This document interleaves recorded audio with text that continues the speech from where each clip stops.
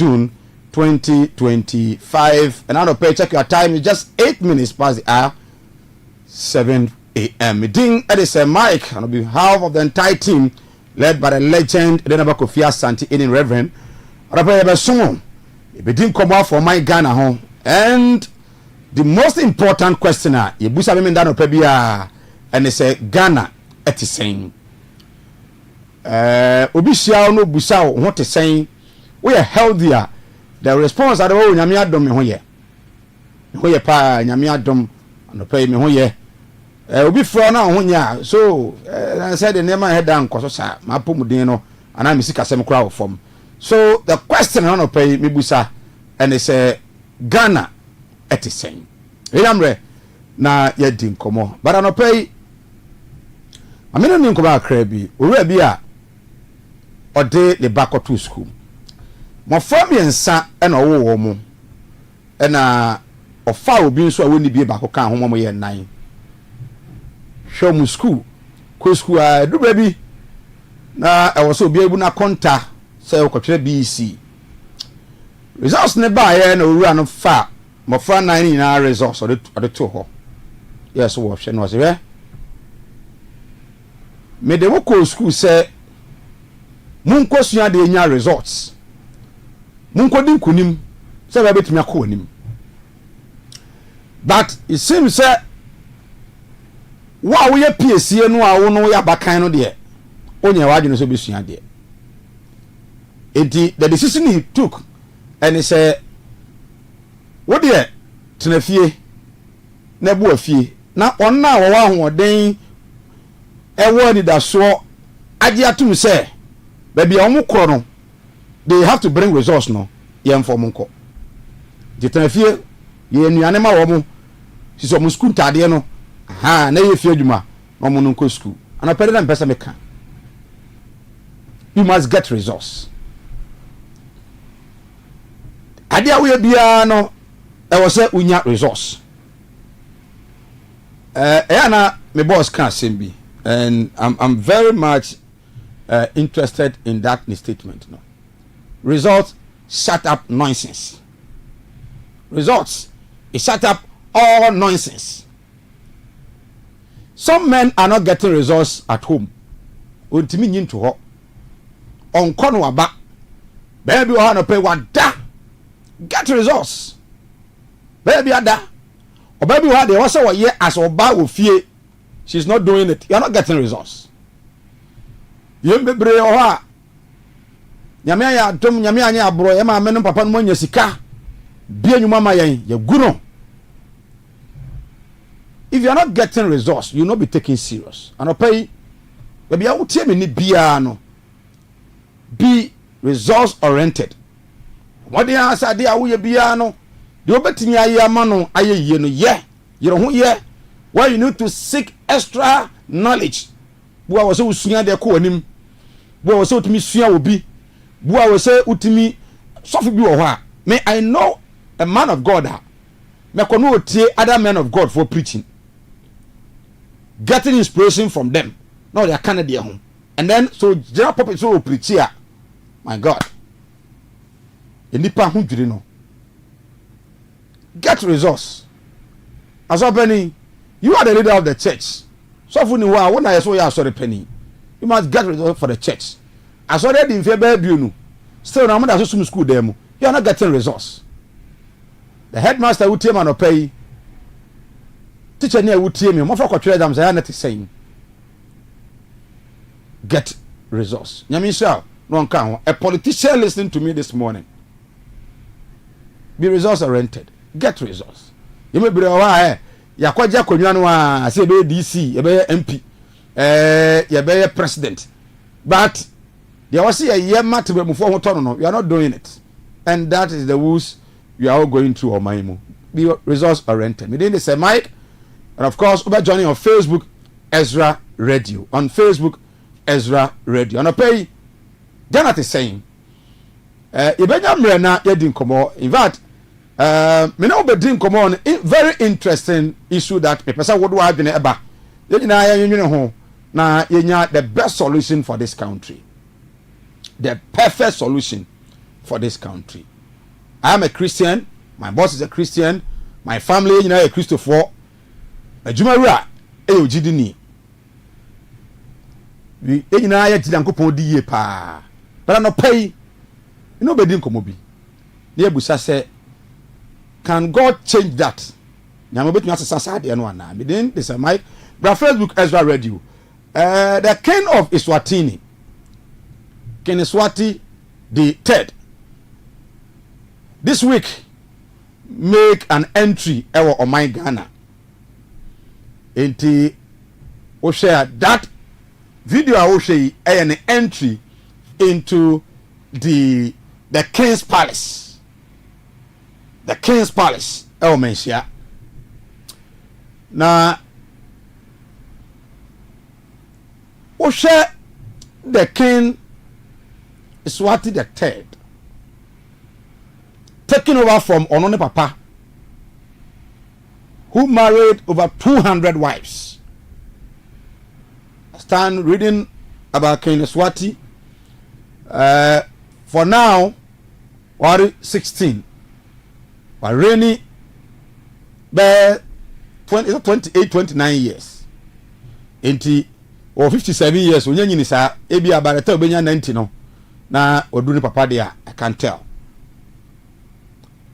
Uko Swaziland a ibara ba Facebook ba here bra Facebook Ezra Radio on Facebook Ezra Radio oba me pa do comment to o hini waba be di be some and then or ende ne visit to Ghana ewo Kumasi Obekoko University be here Swaziland a papa de hine oye monarch said ya ka kire wono enti ukọ Swaziland a omo oye nto aba enyima mpani enka se misusu se 8 years of Nanado NPP na nye enti ye to aba ayi obi ama ono aba bedi ade enti emfa mahama emra ene NDC mra Swaziland Eswatini yenye saade no ho yeah and they say ohne no a ebe prime minister o ma be set up the parliament na afi ono a ni chief justices na the judges and one no population of less than 1.3 million and omo ho in fact ya casa efe restaurants ne casa efe pa o wi ase a ohne yire no 16 na obi ayusu bi. They share borders with Zimbabwe and that of the South Africa. And most of the people are omo ewo Swaziland, Eswatini, omo ya juma ewo South Africa. Uye oba na uo kurom ha ejo so pa ewo oba nkunam oba nkunam ho enche mfama be ma so ni. It is a responsibility of the men to do that. In that city or in that country are more two major cities. Obaware oba oha ya jew nantwie 18 tibie pa bi obaware oba okronum bia no nantwie 18 ena obetua ansa na wanyu oba aware se ohempon eyere ba ye hwenanim a obomusu okrum ho. They are permanently farmers. Kwaduma no mo ye no ho. Citrus na ebimu dia sugar cane na fi animal farms. Ye nantwie ye mponchen need those things. Nantwie dia ho pa. It is not a democratic state. Obi ntimi nkana adwene ho. And most people living in that area, the poverty rate no was sort of. But there is one unique thing about this king. There is one unique thing about this king. Even though say Omba kwa mo bia nche na adwene, but you're so humble. And I know about Mensia. In fact, there has been a rich culture ya showcase wo hwe ebisa mo mame ne so moto we o de ba ye jata jata de no de ba ye the plane no right mo mame o mensia ne enra di na course so any those things no. In fact, on 2 days ago, we had opportunity to be there. Many one of them didn't come up. We say, "Who Ghana say?" I said, "The country is so lovely. Oh man, we are too lovely."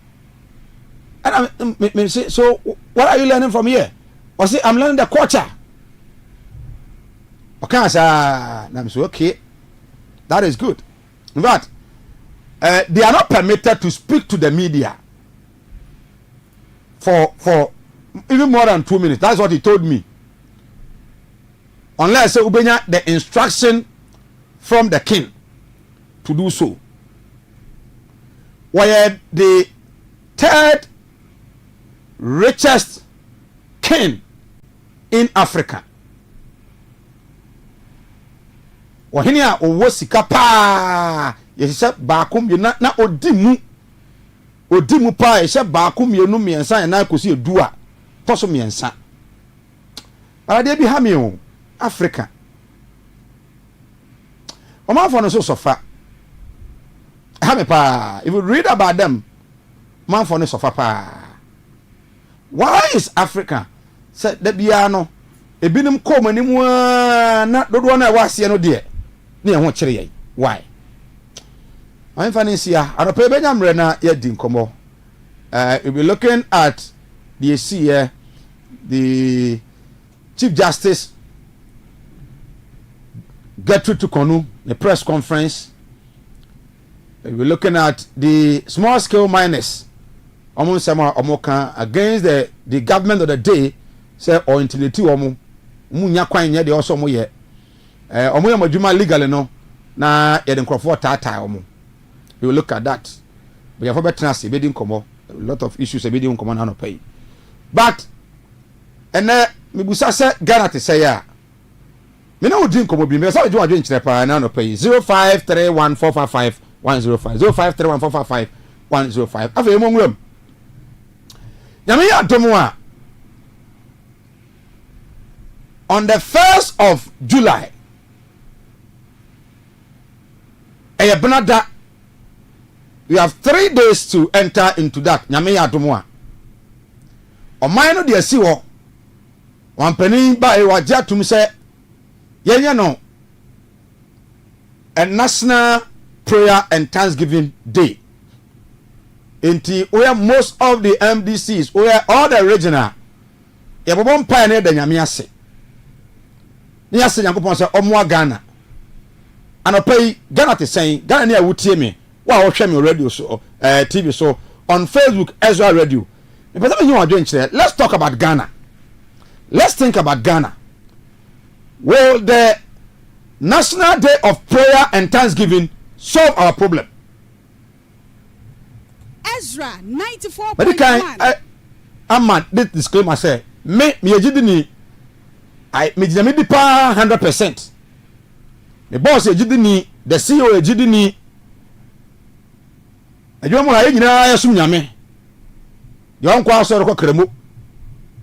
But me busawo, will the National Day of Prayer and Thanksgiving solve Ghana's problem ana? Oha Ghana ya wono 94.1. Say a brother ya kwatra ba bi ko gina ba bi se ya bompa ya adwene Ghana ho bompa ya Yankopon mo Ghana eno nko abetme ma Ghana ayeyi ana.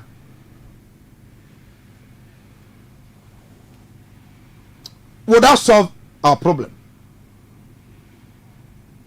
Last week, me be video bi e wo ha. Buses ayede abrayen. Omampani bi enya ni so de hu koto ba ye say yemfa mo anfa dwumanfo.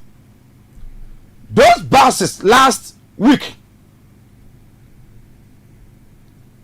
Na ye de asi ba bi bu akwa na na ne takeke na aseye ye de asi wo gya ho esu obono etete sei. Just this week, Oko Mankranso, Afano South West. You also, yes, see a well finished market. Yes, see market next where we be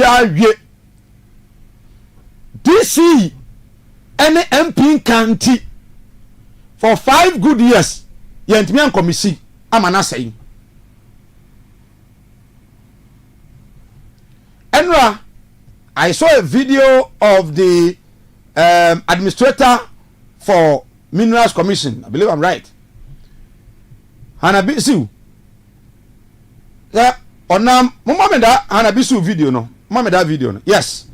Enti where Hanabisu? Mse onya soja for suppose for ntade ni bi ahye. Nam forest adance higher than say Asqua area. So of fighting against illegal mining. The opposite for the now no we mean homo task force opposite for the kuta tuo e se ngura mu hono the bra Facebook Ezra radio all this you see opposite for nko a kuta tuo e ngura mu hono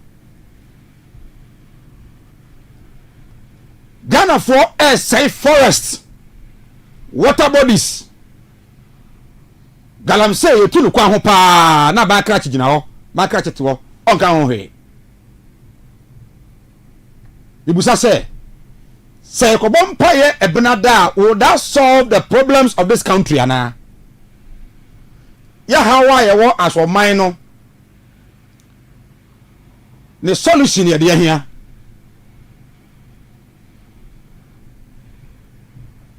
Ibenya feeder MCA mo ese ebetna peke sound a asembusa wo yakobo mpaye but amaya atimi atumpon amaya akomanim amaya apeja we are singing no when you go to Singapore I have been to Finland I've been to China for ibaha Erabeye de ombabeye betu galamsey okwa Beijing obi okwa Beijing bia will bear with me say even though you black man kwana ujina taxi a otumi hwe onim onbeso obefa otumi hwe onim onpeso obefa mi busa okra say okwa hin okeka say nyina wi a black man na otu ne ka na okọ Finland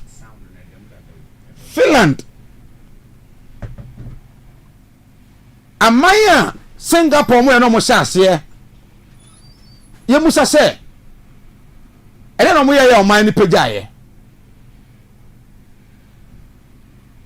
what are we doing as o man a national day of prayer mi busa se is that a solution for Ghana's problem eboa ebe Ghana ya ha nyina afi ho ana I'm not against prayer. Ezra 94.1. But menya sure say anamontu ampanimfo so mutu no eno mutu. Emfa sound. Yenti Hanabisu mra. See, at least from being on the field, what is that? So this 1, 2, 3. This one. 2, 3.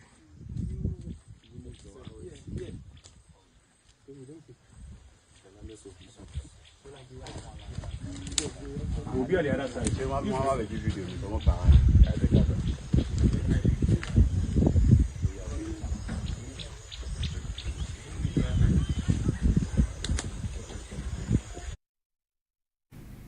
the next day on Besanyaba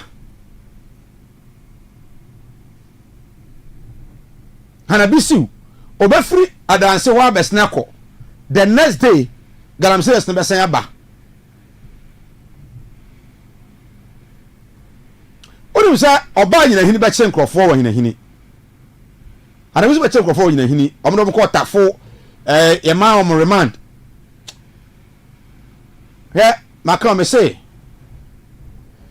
said the Ghana for be the China for be who krum ha say no ehu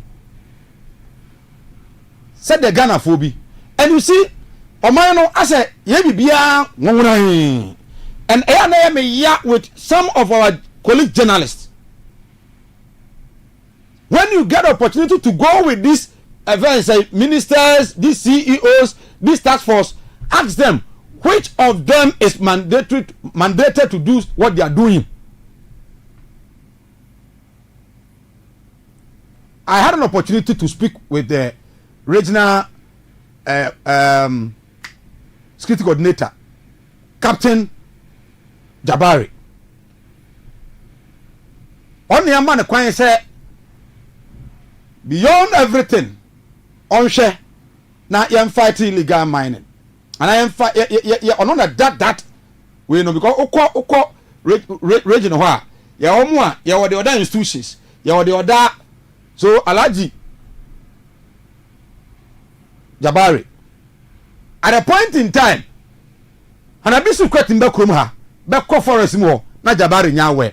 You see immigration for fight TB immigration here no kwa yie e o man so oduru kwan wo hu say amanfo galamsey no ano ofe no for 5 no ma wura galamsey site ho wakwaje galamsey phone scan okọ oman a yeni one way forward agenda say ne ya ade no ye nyina ye kọ ni sei enti ene we ba no be ne de o cha no we be ne de ade cha no we be ne de the next we be ne de.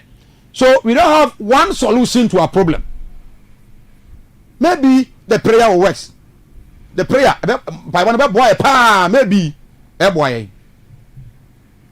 Maybe so. What is our focus? Omaya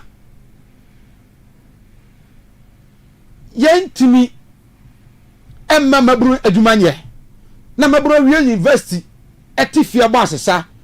I completed university 2014. Trust me. Me college am no mo wie university 2014. Ebe sinne ebi da so tifie. Obeka so yakwadwefo. Sa na obeka you end up saying say yakwadwefo. Omaya ye lucky teachers. Ye lucky nurses. But nurses for wie school tifie 3 years, 4 years.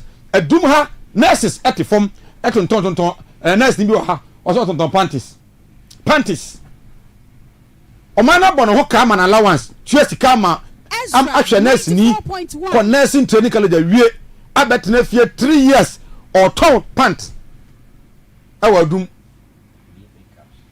obi say wadane makeup artist makeups no ye meanwhile obako baby te say dwira hiem dwira banso obako ezulebo axim obako sahwi bodi sahwi akontomra na chip compound wo ho no health percent so mo be 2 pe. Ezra 94.1 nanwa yakọ mpasa so number 2 school wo ho nkwala no yabobo pata ana kwa na tiase enfama bi efa hobi enso bi eto ekoko hobi kwa ba kwasema kan sasa galamsefo no ekutatuo na pa no mo de ba ihuma na yem sese yin. Ezra 94.1 ebi mo say omo 3 teachers from P1 to P6 3 teachers teacher for we school mo tifie teacher for we university ko winiba ko Cape Coast akoya education otifie yesi yakobo mpaye mibusao we take inspiration from others enti mi obi oyansa ntwadwuma akọ nanim no I take inspiration from him. Where are we taking our inspiration from as a country? Where nansan ya Burkina Faso Ibrahim Traoré bai nansan ya Ibrahim Traoré bai Burkina Faso he ya he de oye menya sure say ono ekramoni o had da yi da bia so say makobo mpai o but kakra won nsam no o de develop o man no kana ne akosku awie tife nya adwuma nye kosku awie tifie onya adwuma nye na Ghana ni maame abayo asemi de me nko school pese me didwa ate form mfie miensa didwa. Look at this video bra Facebook Ezra Radio look at this video 94.1 hwe enkola o na oko school hwe onam nsuo yi mu ensuo mu because ekwan no nye ene nsuo to a efa kwan ni nyina kola nso ntimi ntra fie se onko school opene daache obeko school wote warware de wote nandom de but I was so school no so daache wote me da bonbra nsuo na kola na mu he look at this very pathetic look at this Ezra 94.1 very look at this he bra he bra look at this see what it is a some problem way ni akobo mpa ye wi a maybe na ko be kan akoma say me mama adwene mo mfa nko some problem way because if not that there mentiase hwe video ya yewi school fo nkola o ekom na so mo ko school no ekwan na mo na so mo ko school no enie enti so na nso to a eyi fa wo nyina eyi ba bia enti kola na nam so no sa no Ezra yare o mbenya no one knows we enye afi problem me pesa uyi o politics no eto nchen yandisi to nchen yambi to nchen Ghana problem no enye NDP person na baaye enye NDC person esase okwa me nkroma person but we are not finding a solution. Why? Ezra na wasi market na si ho na de aye nie enfie 9 num wose me ye DC me so ye MP ye nka enti one day na ebenya de commission market no ye nya na atema mufo no so ye mmere na ye mmere na baabi e wose emadidwa ofom na yesi baabi sei na yesi DC ne MP omumienu twema nso ntini mfie num ya market na asi wa prase wei nanado penso nanado Johnson kwakwadu obaya MP o mankra so avono southwest Johnson kwakwadu one Patrick something DC o penso ade o ye ni ejapade mu dija ye ni ya wa o ya se akoso mo spillage down spillage na juri yina na be fan crofo na do mo ko na se obi ajapade the following year e be san ya basa omanya insota for the past 20 years amani fie se me yen santura djuma every blessed year insota e fan crofo won kran fan crofo kumase every year. But when you go to US 94.1 me yon could be o US no Ghana here no koye we journalist ibusa na say na e ho no o say Mike in US atorencha muntum ensim prenu e the same area no say you sit down wadum na dan na bu 94.1 na be 5 years time e dan bu asan bu wadum no by Ghana every year inso na to he yeah, ya insuo. Look at this. And ekwebato nyumre. Ebesa you say ya no solution. My main focus on pay. National Ezra, Day of Prayer. 94.1. A solution for Ghana na. National Day for Prayer. Say ekobon paye. Nyame aduma 1 July bia de siwa bon paye mo man no. Me jitu mpaye boye. I'm with God. Nyanya mi anke eni ha ke no bia duro no megitum but metimi aka say no na your solution to your problem na Singapore I am paibo ana modu e bomoduru ya na ana a pragmatic measures and for the go akwan mu the one school tifie na onya adwuma nye no bompa ya na nyame abie kwan na o man na adwuma abegum no wo ye bia na 0558 620 0558 afi 0208340412 0208340412 aye Ezra 94.1 FM Ezra TV midin edise Mike Yenny politics in film. Oba na ba politics. Ena mahama ba enche ena kufuado ba na ye say ya. Me you afrimu.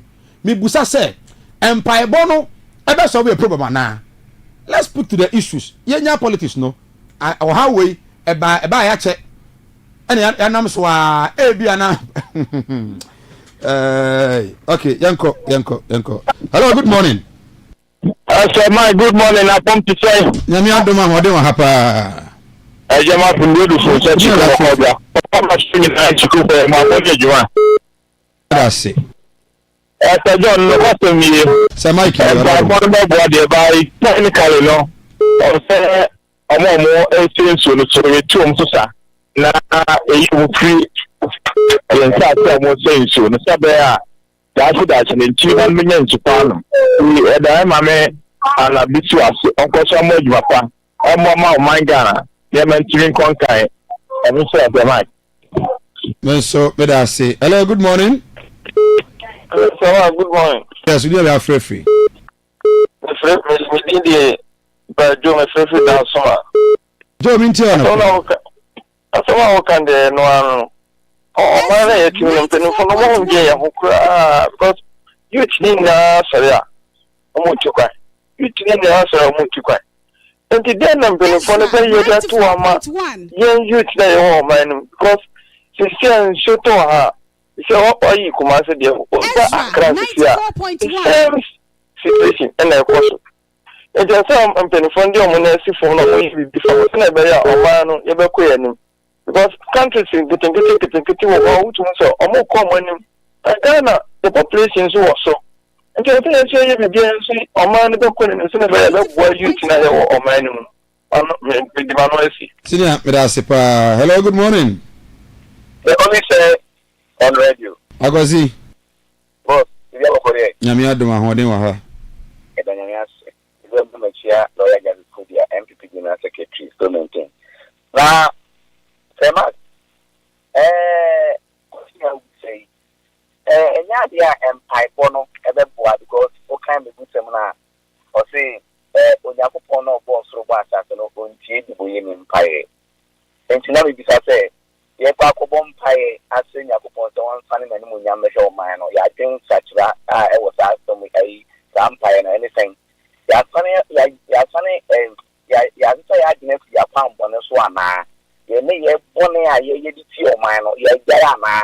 That's the way you know, of course, so now Conco to Jenny is something Yakupon say, a rabbit fan, Maya, and Yadia Yakupon to be your Bible. And to me, sure say, that is not about the Edebois. I mean, you be a man, I just say a funny, a pump on it, so there's no man or canny. Hello, good morning. Yes, we don't have free. Dua Kwanta. Very well. Make your opening.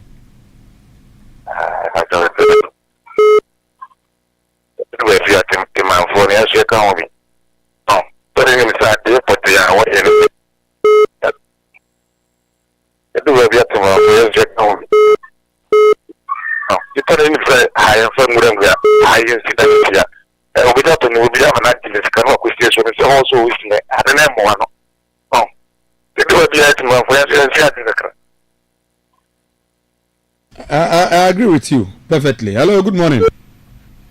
Good morning, Sir Mike. Yes, we didn't have Pacha Jamal and Kasatu Omate. Jamal means Mamicha Regina Mr. Dr. Frankamapushi. Amicha Kenzuba. Sir Mike, that's a prayer, no. Maintain it over paying Castle better or mine. But for 1992 in Anna, ever in Anna, regular near. I don't want paying the general a holiday there. One of the airfarm one pie. All kind of baby, and I'm maintaining the idea that is our minor separate. If you are now so much at them, Oporukono, who be so matter, and now it is a country, Mama, so can come more. Akumatama no Wakman, and I only make people that I'm okay, and yet that's no me and no more at them. The button is what they are. And tonight, the Kata, Johnny Mra, avoiding it. The might know what I can be said. There's for a bad of Boca, no mother to let you. Not yet, the might know that certain double standard. Silence fire your bomb will come to let you know. I'm a buyer for a Juma. ano wo kwa ina ti o mo ko wo take condition of 7 to my dad to let you know eya wo montenati na ni pawu so na ba ya ko ama wo disikaji wo bi ya ka ko adwuma ye wo ka ma wo condition of 7 kakra ba ko ne to anka so wo ti wo mo mra ni entrate ni enka ho ate wo ti de bi akwati so na wo support wo na wo ta ka bi se DC for no yeah wo ti ho ani etu galamte me kira wo ni ta to de DC e do ko nya 1 month e do 2 weeks e do 1 week and to ko say dey o ko office o ba share the person ntin ka ba ta bi o ma ni ko ba ko ma sa ma sa na wo de mo mo ti kura den ke ba wo azante be dey point DD for chair e bi ko nya ko office e bi ko ate no ti last week meeting and e confirm me nke nya go tere bo mo kakra no me ye bi ko okay me da say yemfo hello good morning. Good morning no yes we dey be AFRIFA na mo ready mi adom boko dey be AFRIFA either ka teachers employ mo na say maybe I employ mo no awani etiba because obi o no mo sa area sia mo training na no obi o no mo wa school you employ no class won ko transfer area won mo enko radio kwa na wonko onko because they do that. They say no one friends they work school. Say friends utrade. Abaya employ say kosa area no. Na ko trade. O si me nko de nti na wonko. Ana me busa wi say nipa no ya na o se onko e de ntia. Eno na me de nti na wonko because you say no. O ti fi e bo afma na so bo say we bi anipa no. Friends or employ. Me one so I employer say e bi akohanum na ko ya adwuma. O see because of this or that in unko it is no see fast one emo abana na say enye den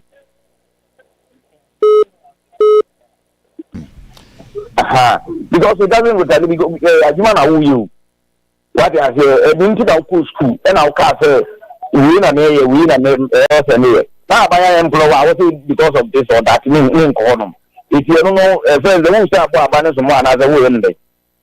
Okay, I get your point. Hello, good morning. Yeah. Yes, sir. Major Oso Hiniba. Never him bako. Oh, Mira, the mic nibi ko. The radius. Na, me ntia yura mo oku. 94.1 Region Secretary Deba. Oye, yes man. Oye youth organizer. Oye constituent secretary. Assemblyman 3 times. Oye MC for years. It is say we going to be my Asante ready. Amoku honorable. Okay, yam creating. It is say my ka be me tio. Yam creating. Na me ntia yura Justin go dia film point yes to kunkom to maintain. Chemo usu bempa on so en chef na media pictures. Mira. National Day of Prayers. E asempa. O my dear umwa.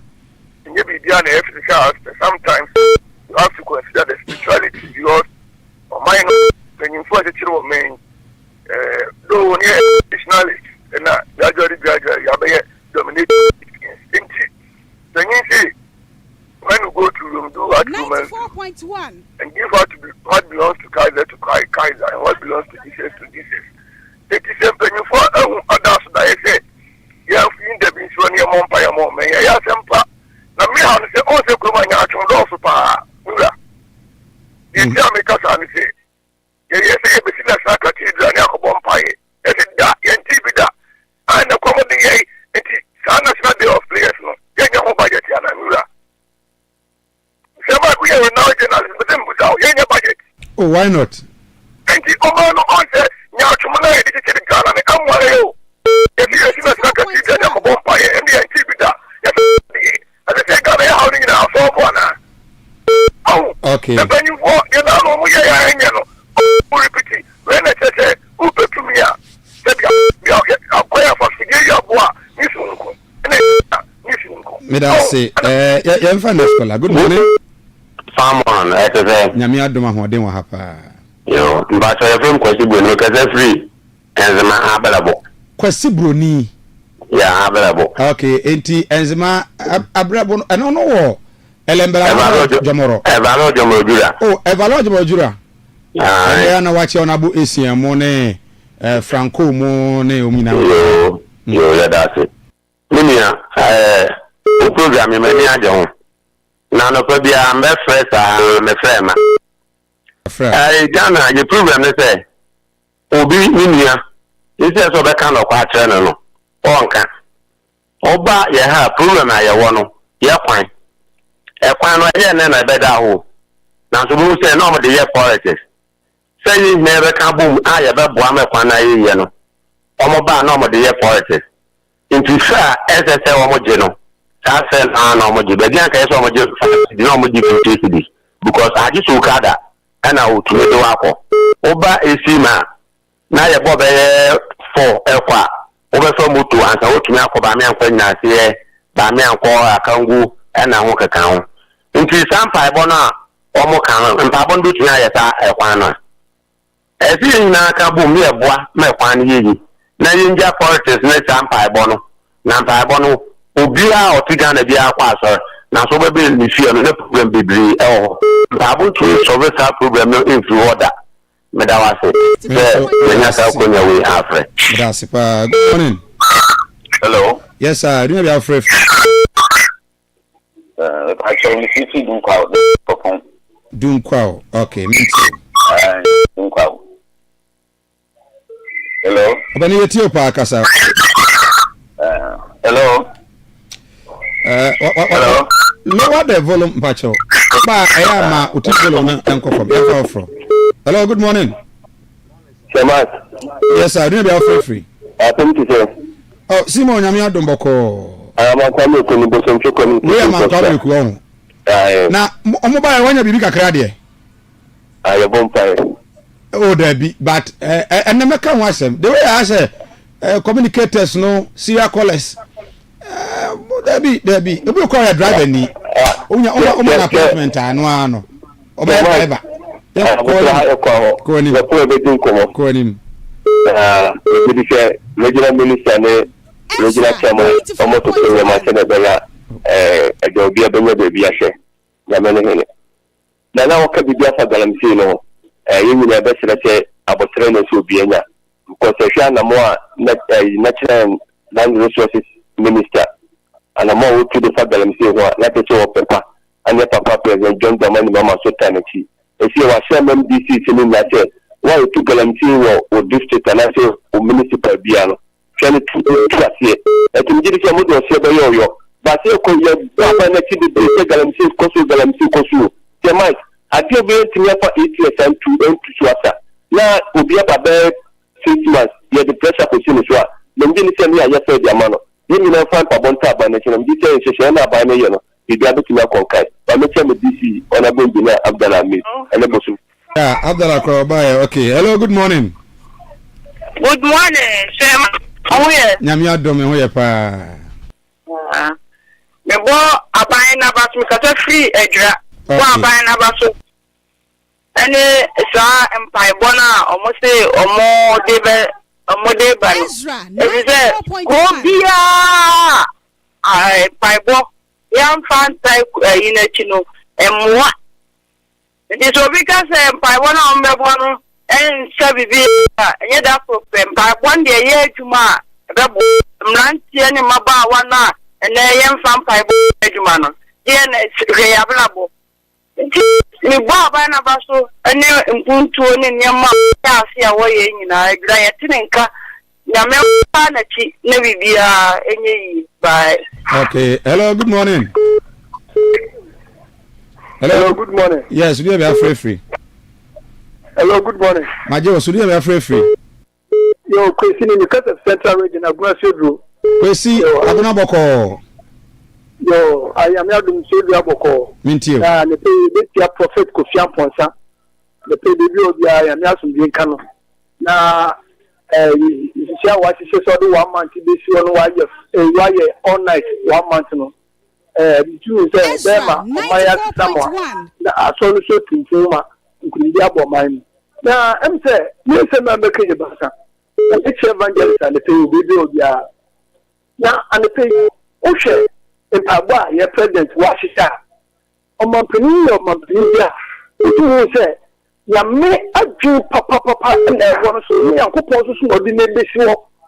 Any tuition more money, my echoes not in she is Cassam and Yama Messi out to talk to some of my 94.1. My Yama SU was Ezra 94.1. So the same, my prophet of Yam Pansakan of the Cow was him. So say many days of Mama, what time you go for the time? Who could do with Marcia? Or money is so fast, some members, Mr. Cathedral. Sayama, Mahama, yes, sir. Mr. Cathedral could say this. The not don't go for as I say, maybe bring us a quick job of us. The cock was saying, what then I do, and not book cases can because number 4 would do was that diamond. Okay. Because Yamfa Nescola, Ipanadors Madaruma, Obano Chanetel. Good morning. Good morning. Yes, we didn't be free. Well, but free Ahanta Abra. Ahanta. Ahanta Abra. Mintio. I'm saying that of course we have or more mobile a soldier for the iPhone or mobile no mother disca. Like the woman said, I am for me buy my phone they must pay for no. I say abandoned to me be more almost say the children be saying the near the son of Cassa. Again another way and a day as I say them young children are not finding too because who pay for me say Obian or Brumbraso. That the pay anywhere but just as Superman say for your children. Take that control fiance, and not be the way too low for. And then, sir, they'll send the beer to me, father plank of as I still be or more mobile to pay for not pay for that discount. Yes, sir, and it's so bad more my guy. But that's it. I'm in trouble. And so, I say, 2 more calls. Good morning. Hello. Good morning. Good morning. We didn't have free. On the free, Yentio. The cartoon. Ezra 94.1. A whole northern region. And then slap us, I know. Aye. And yet, no way I'm going to you. I'm going to you. Anytime I say you with the guitar, yes, look, I'm not sure for me. I'll go on fire. My name, and I say, oh, you can't go on. Very interesting question. Very, very interesting question. I said, I'm not sure I'm going to I want Bible, I get behind the way. Not the amount of one of the 94.1. Okay, let us see. Good morning. Yes, sir.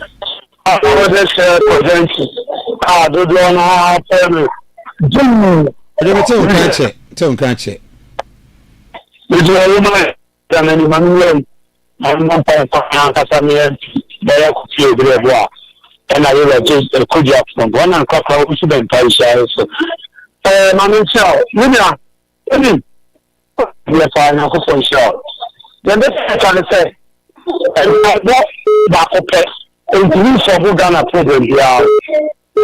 Yambo, when you are when you have a black one, you but who can the country? You cannot can a cathedral once. So the local for the year, I tell you, I'm not the judge. When you put the point of time, you are a solitia. All the same from the Komaka. Now you have one car, we don't want them.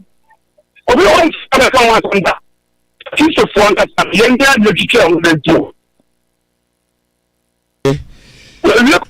Mira say ofa biana. Okay, so yemfa frɛ for nsia MCA yemfa frɛ for nsia yebesan aba na yaba bedi have fam course no ebi ha Ezra 94.1 FM Ezra TV mi din edit say Mike you know Ghana et say in the obi busa ye no say ye bom pae no na ye kwaso esi dancing suom ona wo se o mo hwe ma ye esi dancing suom e ma permit sada be tweda no produce permit we say ada no esi suom wa head be twem produce permit because pani bi twem a ohu ono hu se assembly for aba ho na wa gisika bi no amakwan na obi a esi da wo suomu nso to a na yira faye eno no ye one afei na teacher ni a o kyerɛ deɛ de also kyerɛ on kyerɛ deɛ na nkwala na wɔfa wɔ mo yɛbɔ mpae a yɛbɛgya yɛ ana galamsey a yɛyɛ hwɛ the fact of the matter no kura wo sɛm a wo ma yɛntimi ka no kuroma ne sɛ empanimfo no go galamsey site no when they go na jana ne sɛ mekɔ na me de hu akɔhyɛ mu mu na mbɛtena office a menya biribi they are not fighting it sɛ galamsey fo no ana minus no enya kokodura bɛka kyerɛ wa they will tell you say on bɛgye ma senior kɔgye a yɛtua 2 billion 1.5 all cities enti last week na me bosome frɛ ho nsuatem wɔ bosome frɛ ho operation for the 114 ko hokoko gye omo machines omo any 2 weeks omo san de akọ omo san galamsey omo san de akọ omo san galamsey na bia enipani no na no yesa santade bi no be na nam wona ya de a e na so baba ta na yesere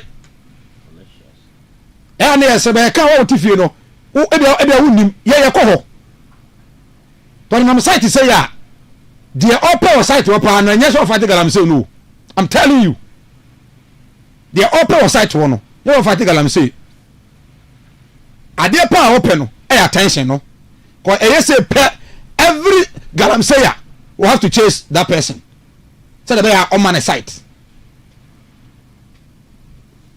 busa say and someone Jabari kan ye onu ko obitini de din kwa obitini de din ni din ko na o say captain and asoma no mo boa ebu on so onu ane men no onu ane men and I told him onu ane men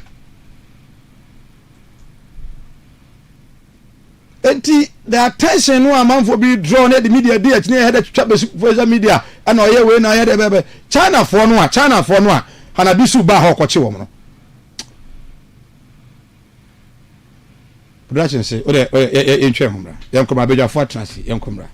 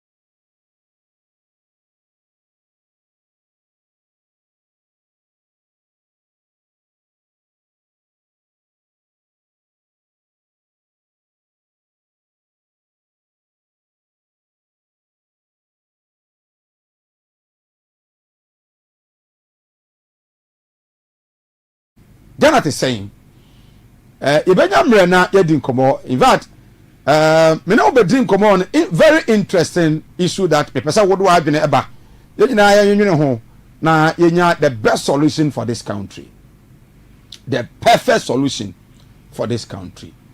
I am a Christian, my boss is a Christian, my family you know a Christopher adwumawura ojidini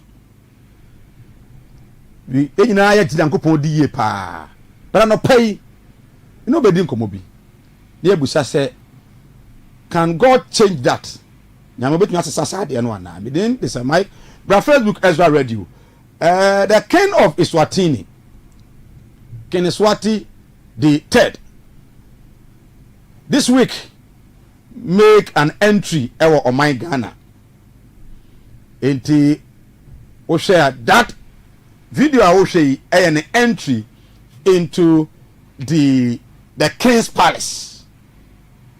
The King's Palace. Oh, mention. Now, we share the King Eswati the third taking over from Onone Papa, who married over 200 wives. I stand reading about King Eswati.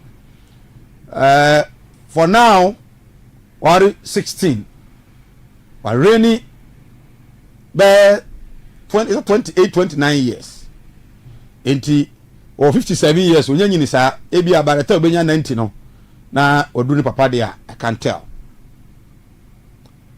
uko Swaziland if I about Facebook but here there Facebook Ezra Radio on Facebook Ezra Radio oba me papa do comment to or hini waba be di some and then or ende ne visit to Ghana ewo Kumasi Obekoko University but here Swaziland papa dey hine oye monarch said ya ka kire wo no enti ukọ Swaziland omo awoye nto ba enyima mpani enka se misusu se 8 years of Nanado NPP na nye enti ye to aba ayi obi ama ono aba bedi ade enti yemfa mahama emra ene NDC mra Swaziland Iswatini yenye saade no ho yeah and say ohne no a 94 prime minister o be set up the parliament na afi ono ayi ni chief justices na ni judges no no population of less than 1.3 million ena omo ho in fact ye ka kasa efe restaurants ne kasa efe pa o wi ase a ohene yire no 16 na obi ayusu bi. They share borders with Zimbabwe and that of the South Africa. And most of the people are omo ewo Swaziland, Eswatini, omo ya juma ewo South Africa.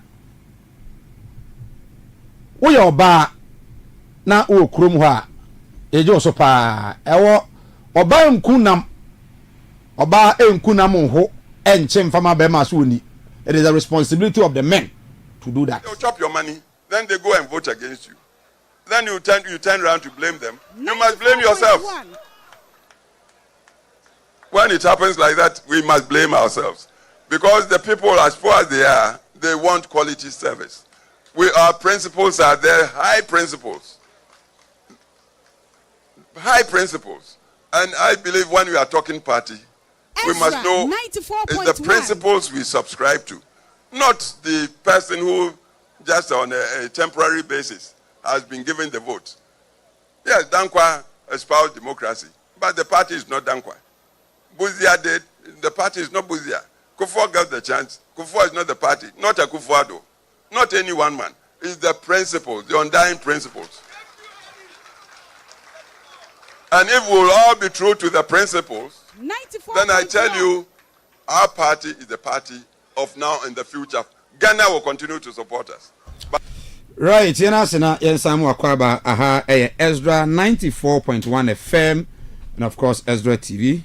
Me dey say Mike, aropai ye din komo obetimi adjoin ye discussion on Facebook Ezra Radio. On Facebook Ezra Radio.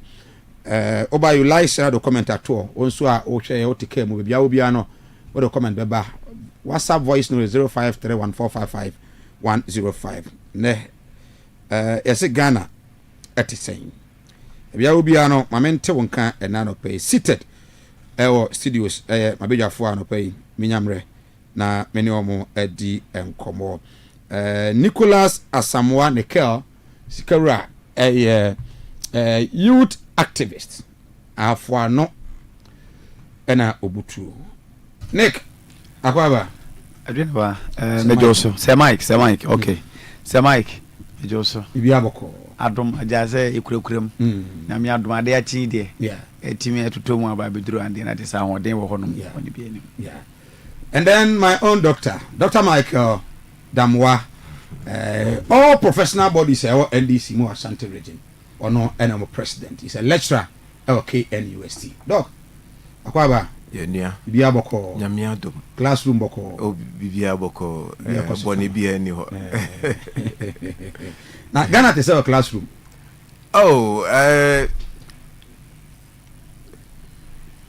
yen kan say hope aba wohwɛ students ahokeka ene ensemo a omo kan na kyerɛ sɛ wɔn believe sɛ yɛtimi yɛ nneɛma bi ɛfa wɔn ho a policies bi a ebetimi a protect wɔn ama wɔn good training any better future wɔn nyinaa ni bɛgye so betena Ghana ha if say do mre bi mu a enka abranti anasa ababa bi wie school pɛ anasa onya ne first degree pɛ no de nani akyerɛ amanone ene me ne wo ka say Trump ankasa astarte Ghana fo bi eba omo echi even krano ye threaten ye say ye the ban travel ban ebeto Ghana so chese wo ye Ghana ni a wuntimi entu kwan ko US ni nyina ne se ye yiri ye ho na ye adwuma pa ema Ghana etimi sesan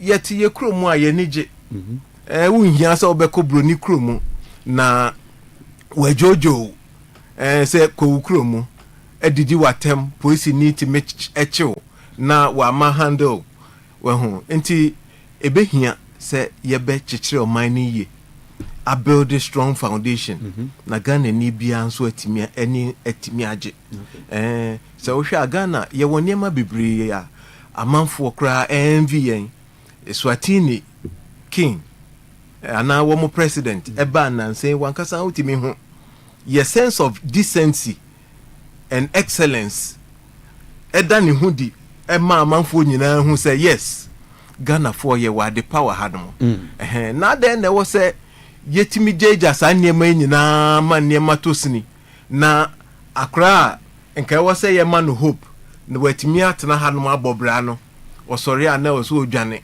no kofa desert ana se okotena Libya na aye wa konkwasumu ise niema yedi ye omo ayakayaka di ayedi ye omo wa amanone no enye ebinum kura kwa sebe ayi prostitution ena womodi omo ho kohyemu enti ebehia se yebebo ayi mabunu ho ban na womo nso atimi anya future papa bi wo hanum enti eno na students nowadays no kwa womo display yenso ye kasa kire omo aside lectures no ye ni omo kasa ebie omo adwene mu ema womo nso timi hu say yes amamu na wo say womo nso di omo ho hyemu ye politics ya anya ma nipa bi ye ma ye nyina nti bibia e fa oman ho no wo ye mabunu ayo say wo de ho hyemu Dog me that say Nick say Mike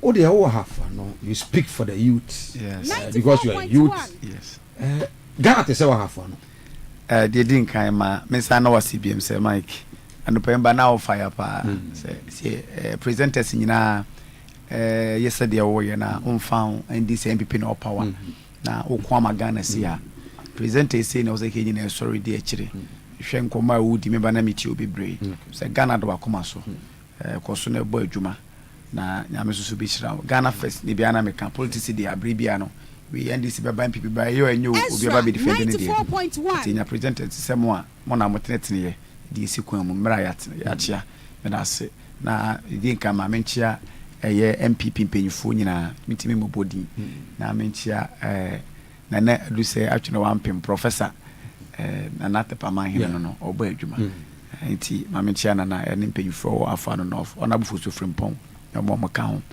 afa no for the opinion fi say ya to abawie ye say after to abawie no on the 8th ene ne de to so nkono na enuamo NDC for mo we ne de basa ye bi eba ho no mam say all over the newspapers ana Ezra 94.1 memo mo di tuo ni asekan eba ho a nyame kora mfafia anka will call it NDC for enye mmabunu bi a omo ewo ho because menye so say NDC for nko a ebetimi say NDC for nko aba na mu nyina mo da afom a nka bi ahwensi bi wana they tell say me MPP ni okay na me nkonkwohye eye me member of parliament honorable Ajima Prempe me nkofie nkwahye ne ka because ya lusu patwa ate ase 2 yenkobu no warehouse ani nkwahye sa ne mo ne nyama kofo dwin say na warehouse otomo wa have no ontomo but wa yadoye oh yeah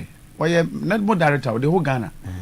Now no we creative warehouse we have no no not money man and no they go have no warehouse. And the politics and not money man. Says Ezra 94.1. The two about we are. Say Mike and not money man. And one name. The TN says say me tui.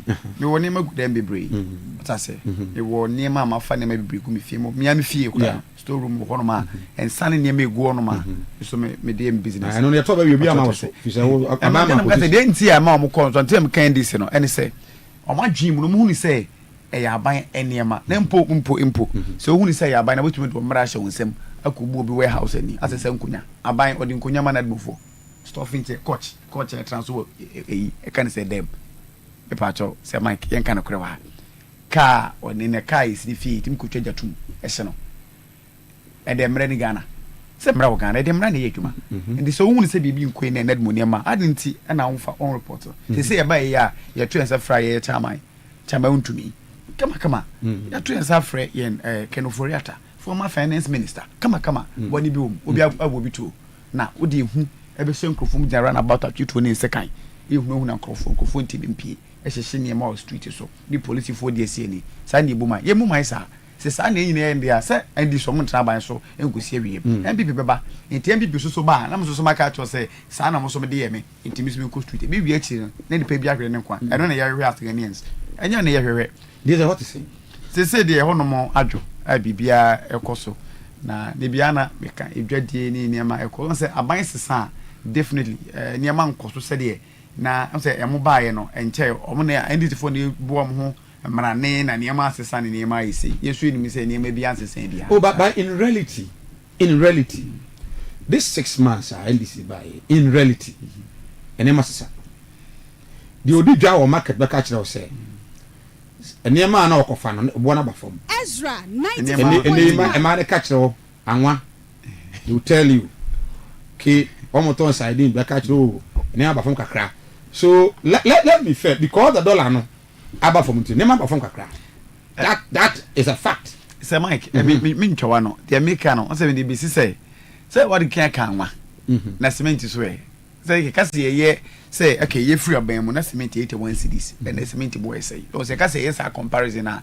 e be dey ma bebrebe and say ato electricity mu say aside 2.9 kwa ba beto 2.4 rather yento enso mo nyanto o matum first o mutum say no mutum but the explanation by you and I are aware say yen check timamufo no mu no mo nte ase say the manyo sam no akosoa no a o ma no yanku ye Ezra 94.1 enra na PUS 40 fia enra no pa last year from September edibesi May of this year na yento nkane ani nsuobu why because last year ni no from September no besi December they control about Ghana the chairman of the PLC no is been appointed by the government ya tumu a Ghana for beka say yato nkane ani nsuobu ye beto abeti ya yi ndine ye ntum ni apale kana egu ho saa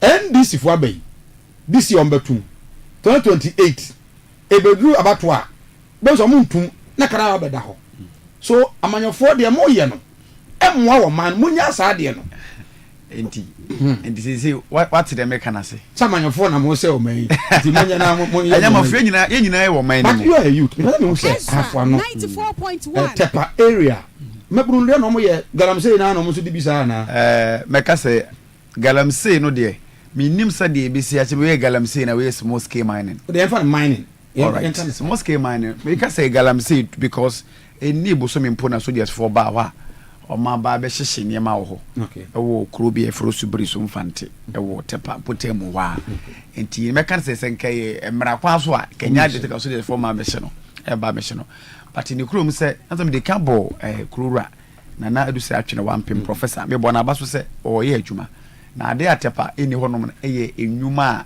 ye befa enkrofo enwuma ye enkrakra adwuma obi a ye adwuma obi na adwuma no afa workers obi na adwuma emum tepa man hene modern bo ene MPP aban baaye no aka bomu aboama ene immigration abatepa immigration school awotepa okay sisi eguso kan ye university eguso a omo eya hoboa enche bia mbo se tepa afa no no enya eye university e wo hono mo ya ka sei sisi e yo nursing training your midwifery ene adigina wo tepa e ko nanim but ade kakra aka no se ye betimanya enwuma bia adwuma kase factory companies bi wo tepa e betimi afa nipa do mabunu na mama ye adwuma se bi ye nyina nim se oman na koma ene mabunu se mabunu nya adwuma ye na bibia ekoso I don't think se ne mabasa kro no ne ade tepa ye baby a betimi aka se matutu kwan matrasa baby bebrebe tepa ye kura ahodwo e basa obi abo obi to obi abo obi ana mka se nya abato eto ya sa basa ye after election si ya me ba tepa 21 years ni na matana tepa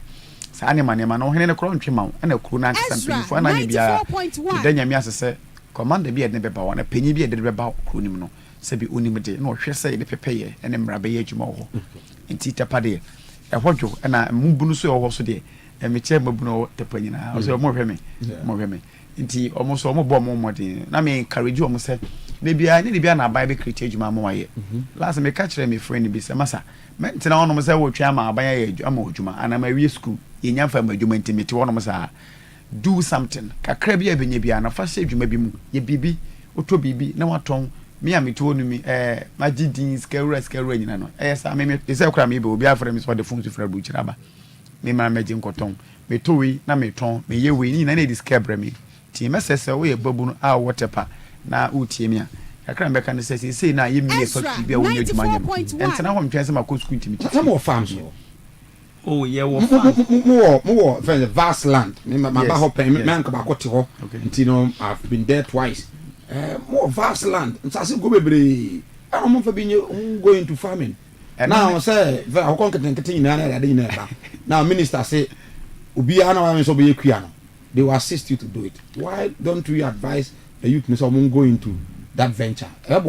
Okay, no cre ebeboa na enokre wo mun se on se Ghana obi a okọ school bi ehunu se also kwata na office what na condition that kind of mindset no adikan ya take lead ti be take time ansa na nipa ye dey at omo wase enyu one the sorry say omukura besrewo okay university oh me can say omo besrewo nya say e good me come pe land into the area I be come not any problem na kwa dey obazi si am do ko no a any problem ono person na bia obey adwuma we youth na emo youth amedi o manim kura ton sa ase wona na ho say sa ase no kwa 10 cities a which dey amount 5 cities unis ka kura was je obey development ko a entina ama na tepa ma hene mu say udu tepa asesa no na obi ye bona baso no ni nyina so ye yewura ote kokoso ye boni dia na yama yimu so ye nana utufo te say na mama bia motie na me bia etie no no aso na de nana maaye ti wa maye wa hene papa ti just a minute you are taking on the National Day of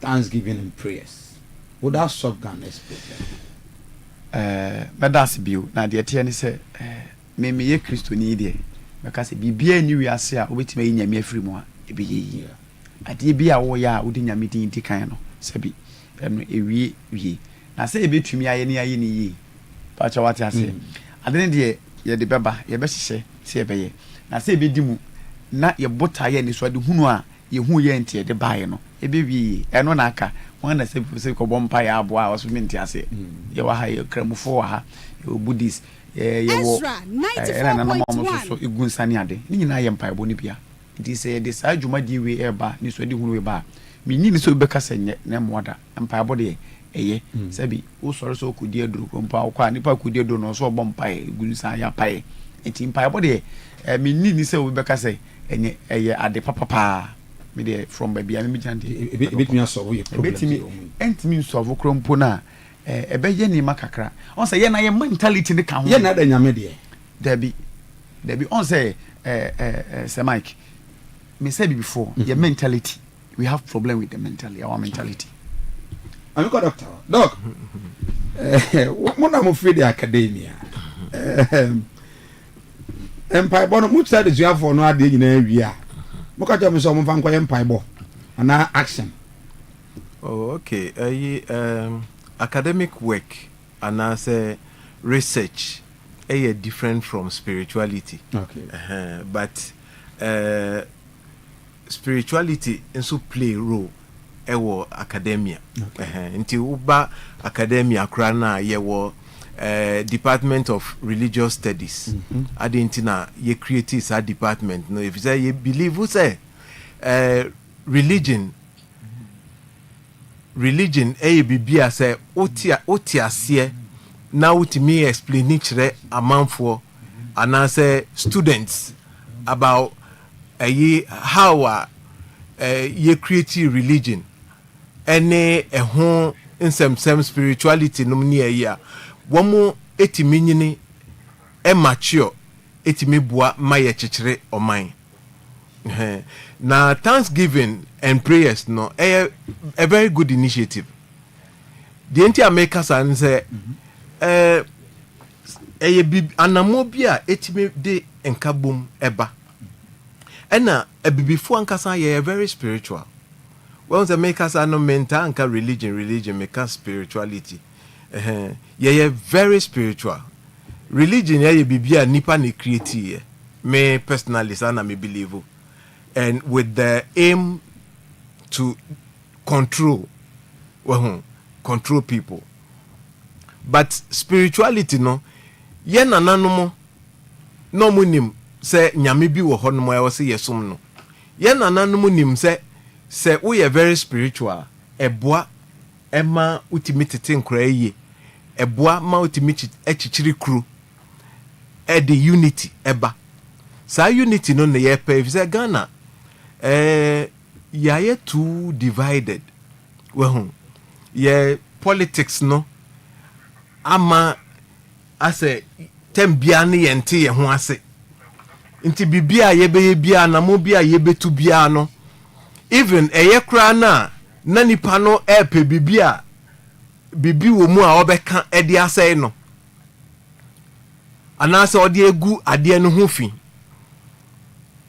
Enti bibia me feel say sa na mo no ebema Ghana fo ya startia focus on oman no said the minya kuma ka sesia o kan say wo kasa no na otimi hu se Ghana da wakoma so eno na wo se ye hu ewo say ye su bia ye hu wo Ghana ni bia mu say Ghana first Ghana na di kan ansa politics aba nti say ye de debisi ho say wo say ye bompa ye emanyame na yankasa no ye de dodo ye ho eye baako na ye de akekere oman na menua adepa a wo say yesumu nti do mekobi mekobi ebinum ba be ye bi mrebim but na politics wo mu nti an succeed how the baby na politics agro for na politics wo na politics wo mu pa but we no de ye pese ye ma oman no nyina wo hu emfa ho se wo ye NPP ni ana se wo ye CPP ni ana wo ye NDC ye nyina ena ye kobom Ghana ni the only country oba hanmo a enkramofo ni Christopher eto nsa didi ye sum nyame the same space within the same space na enkramofo wo hono frɛ nyame na Christopher nso sum nyame wo aso dan mu ye wi a na ye nyina ye ahia echiachia ye ho na obi akoni baabi Ghana nko an ye ho sa de no. We understand each other. Yes. But Ghana so enya atwom so pa o. E na me kan say eya because amanyosem ema sa niema no edidi ye mu too much. Doc. So wo hwe say dey do kwase da. Ye center dey kama kwotena nyam asori dey. Yes. Na we say ye pon asori beba fie from Monday kro no. Na obi agenda ye so bebu nua. Yes. Or to ball na gunsu no mu a onke o sike da sunsu mu a onke post na kwotena sorry dem Sunday ba Monday ahomache no abegina kwa ho no oje bribe. Yes. Century ni kwotena sorry dem Monday ahomache why is agenda. So like ignorance so nyame so ndi nyame ne ya so na de are we truly serving God? And no ntina meka kire wo say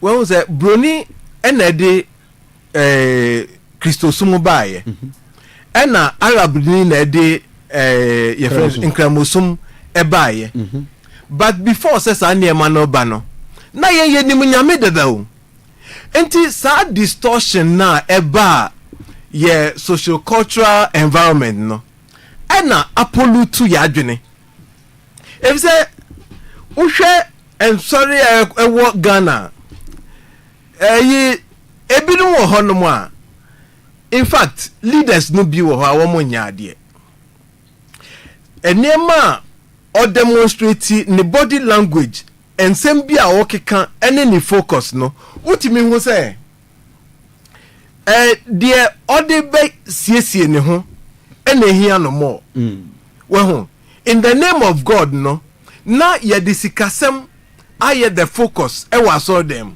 Ezra 94.1 na nipa na u preach akyerɛ no na udi sika momu na ayɛ the focus no a wo ka kyerɛ no sɛ ɔte Ghana ha no mo nyame akɛse no no me bi ɛda ne so nti na ɔte Ghana ha na da a wobenya visa akwa abrochire no ɛna ɔbɛyɛ nkyira otimi hu sɛ wankasa na wadwene no nyɛ efisɛ ɛyɛ ade anka wadwene yɛ a enka wo nka nkyerɛ nsɛ kuro a nyankopɔn no the same nyankopɔn no awo na atomu no ɛyɛ curse Ezra na ọkọ broni kromu a ena obeye nhyira enti so no ti ase sa na ohun se sofo okura no sika na ehia no more than enkwaje a ọkọ abontene a eye ono so bekwa ko bu obi efise uti asoro dem mo na yese for 50,000 bra be so seed mini 50,000 enough for mo I say eda from maybe more. They want to scan the scale for no more. But chicken money. Who dey tell? I saw them. Be 90% eh here for. 90% oh. Na say majority of believers na wa saw them no. Eh here for. Say na ultimate bisa se wo mfa 50,000 MSO seed.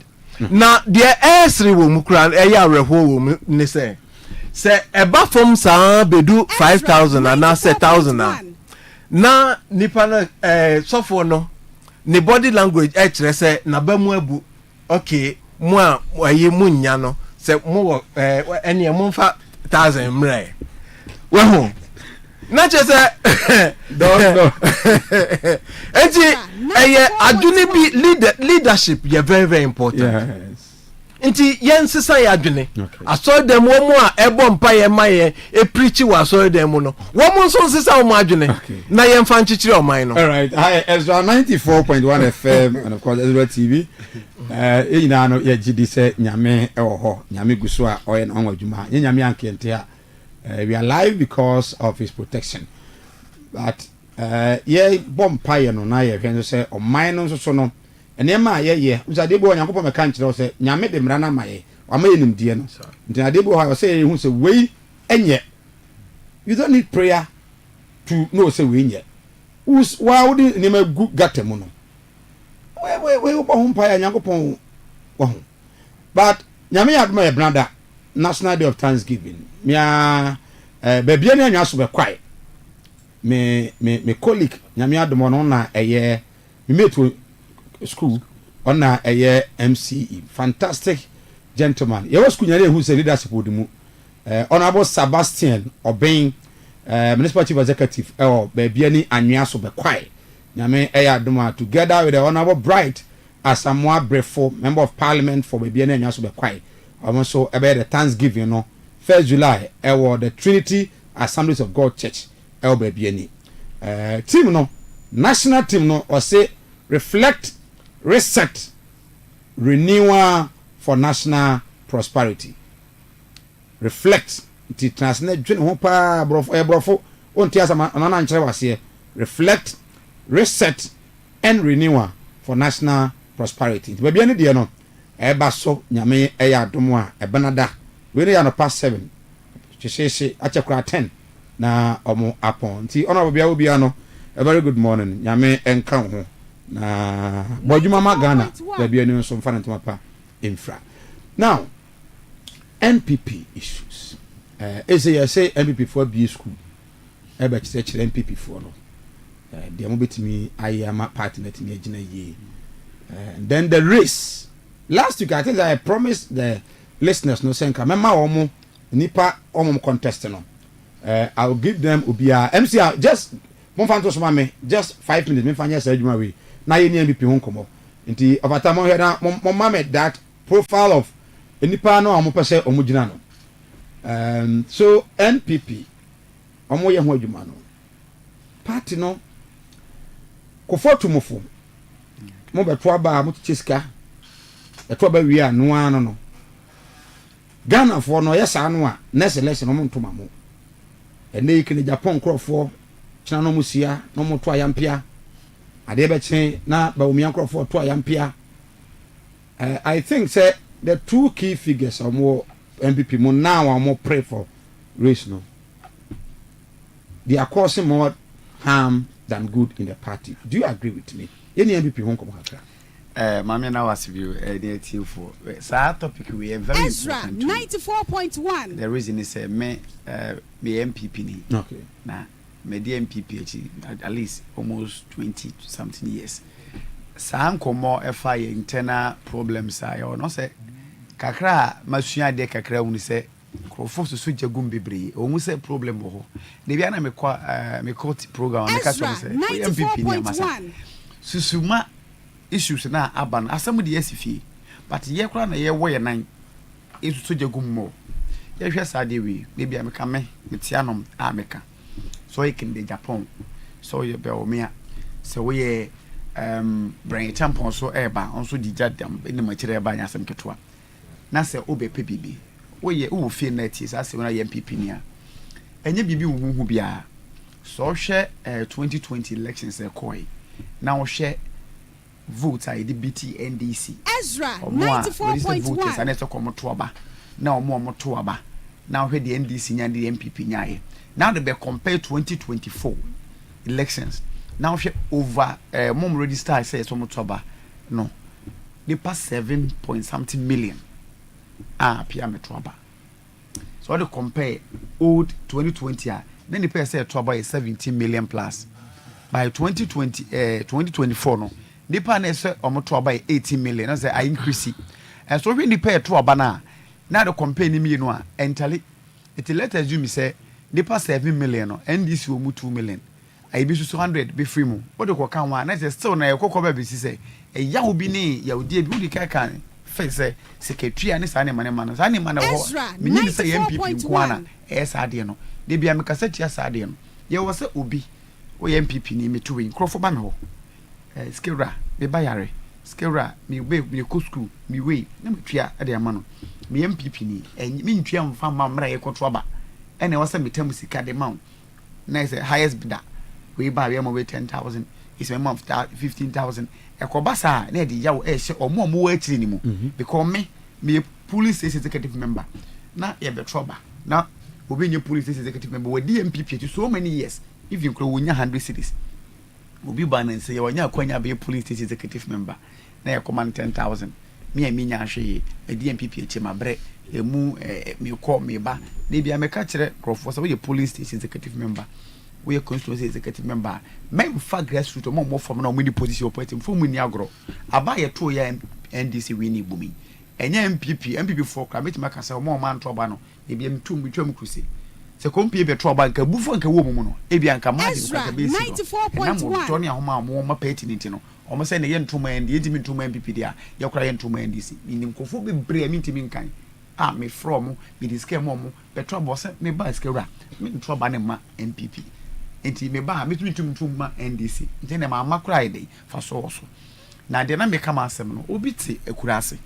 sabi kuro kitwa mu onye police executive member oko fumo MPP ni na wo hu minu ye bi na wafa no atena moto so e bi aduane kwa na be kodi ni because of party no don't ma me man kakra eduru abato obede obeto ama me eduru se ye kwa akoto oba eye ye ko presidential internal elections na primaries now come obi 10,000 na dipa no anya sika ni bi na ono nko ade police station ni na die na aka say be do general elections a dipa no be sore so be sala ya be trouble am me say ye trouble be gina ho say Mike woman be catch us my money scan to banting any nintwema ko for on trouble no as I'm telling you I see the man me let me bu yafu because me won say I didn't say most to bantene but me we na on ne bana de de mu nyina so to aba omoko and I'm afraid die back was masa to me catch us man na masa no de je asem bi no na to aba me so ya wa ebon krofo mu ye say sika asem we ye ho problem ye nya ye nyina no complain nyina ye no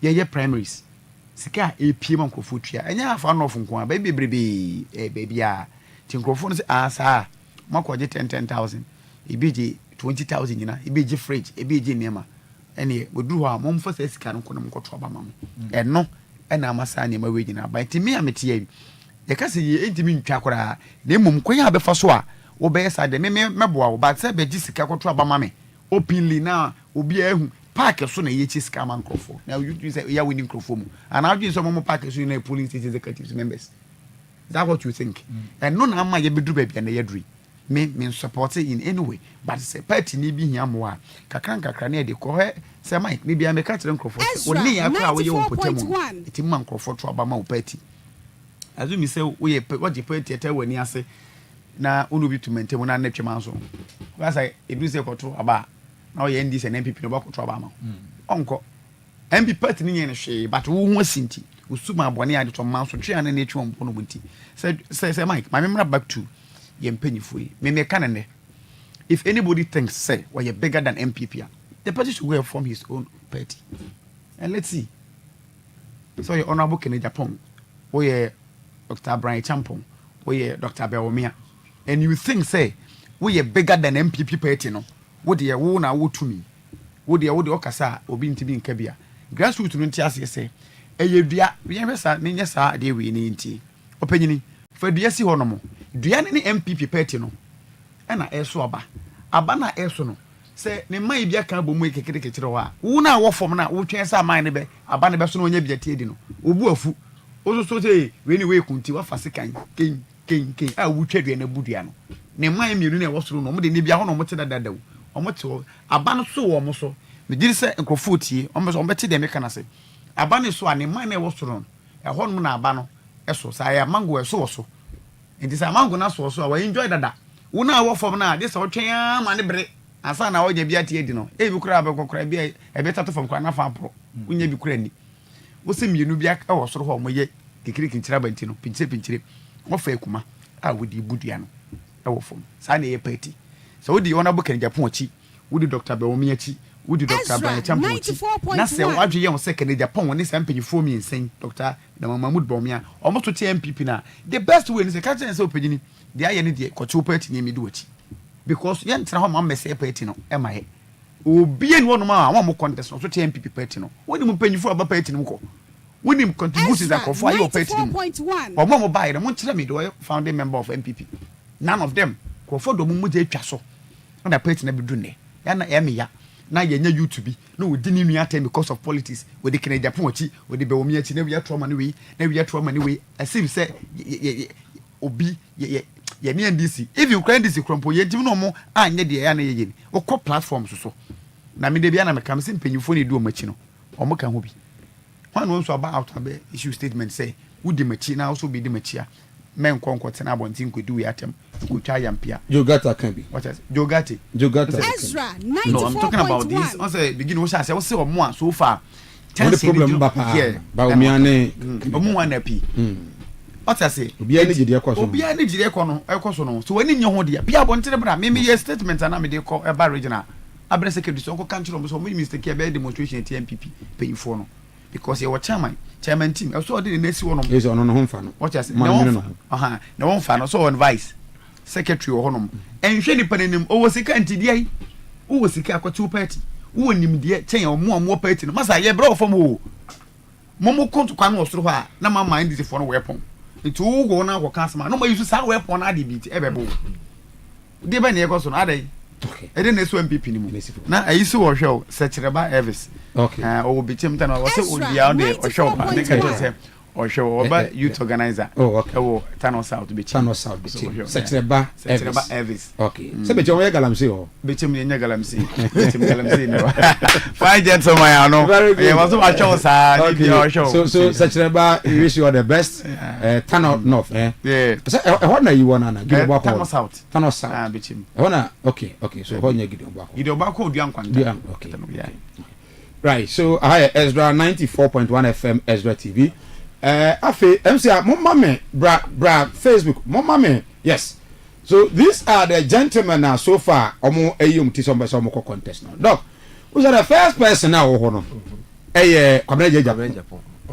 Kwabreje Japan party no Udima Kotene pa. He has been a chief of staff at the Amakofo and sana obey general secretary. Unfortunately, he will go into the books of NPP say onona aye a general secretary the time answer me yinadi no a pamon men kan say he was suspended and never reinstated. Yes. Now we have Brandon Champon. What do we say omo ye the press conference but 80 MPs are omo ye press conference say omo pe the then finance minister Kunufuriata. Honorable Brandon Champon was a key figure in that. He was a very key figure in that.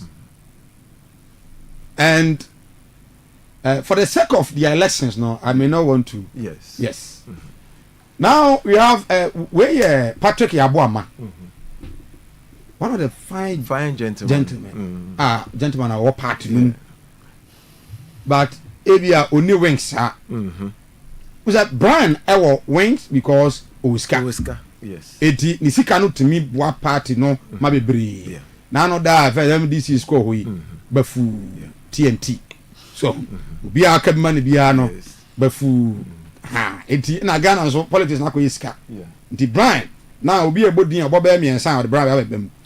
But Patrick Ezra 94.1. One fine gentleman. Now you come to a very fine gentleman, but whose destiny in NPP is not helping him.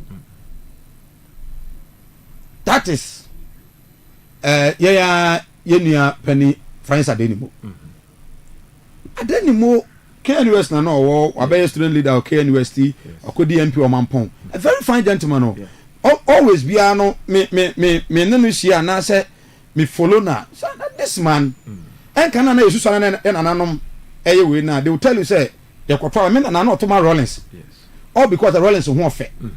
When Kufuor came in, then as Kufuor so ye be matenten gram would need wanim at the common on ne kwaji sika. Ye be ma entimi na kwa mu na oto aba otoma Rollins ne Kufuor because not take part in tia wo omo ho affair. And leadership that charismatic way no so no play major role in leadership. I don't know a fine gentleman, but then farmer anymore. Now, it's essentially the former vice president, Bawumia. Bawumia now is not in favorable situation. Because as it stands now, Brian the champion, now Oka Bawumia. He was very integral, an integral part of Bawumia's campaign. Watching home, ever contacted Bawumia. You have a Duchum. Now Duchum was about Bawumia pa in so many ways, even during Bawumia's campaign. Sika omo at the year operations in ano adutum de pa and adutum so atwe ho everybody omia. What does this tells you? Say mama bom say why? Is it because omo nyina won say Bawumia enye a good candidate ana? Now former energy minister Minia Bwachejakun, a very nice person, humble person, objective. Me who one my kind. Oh ya kwa kwase kakra. So very objective, outspoken.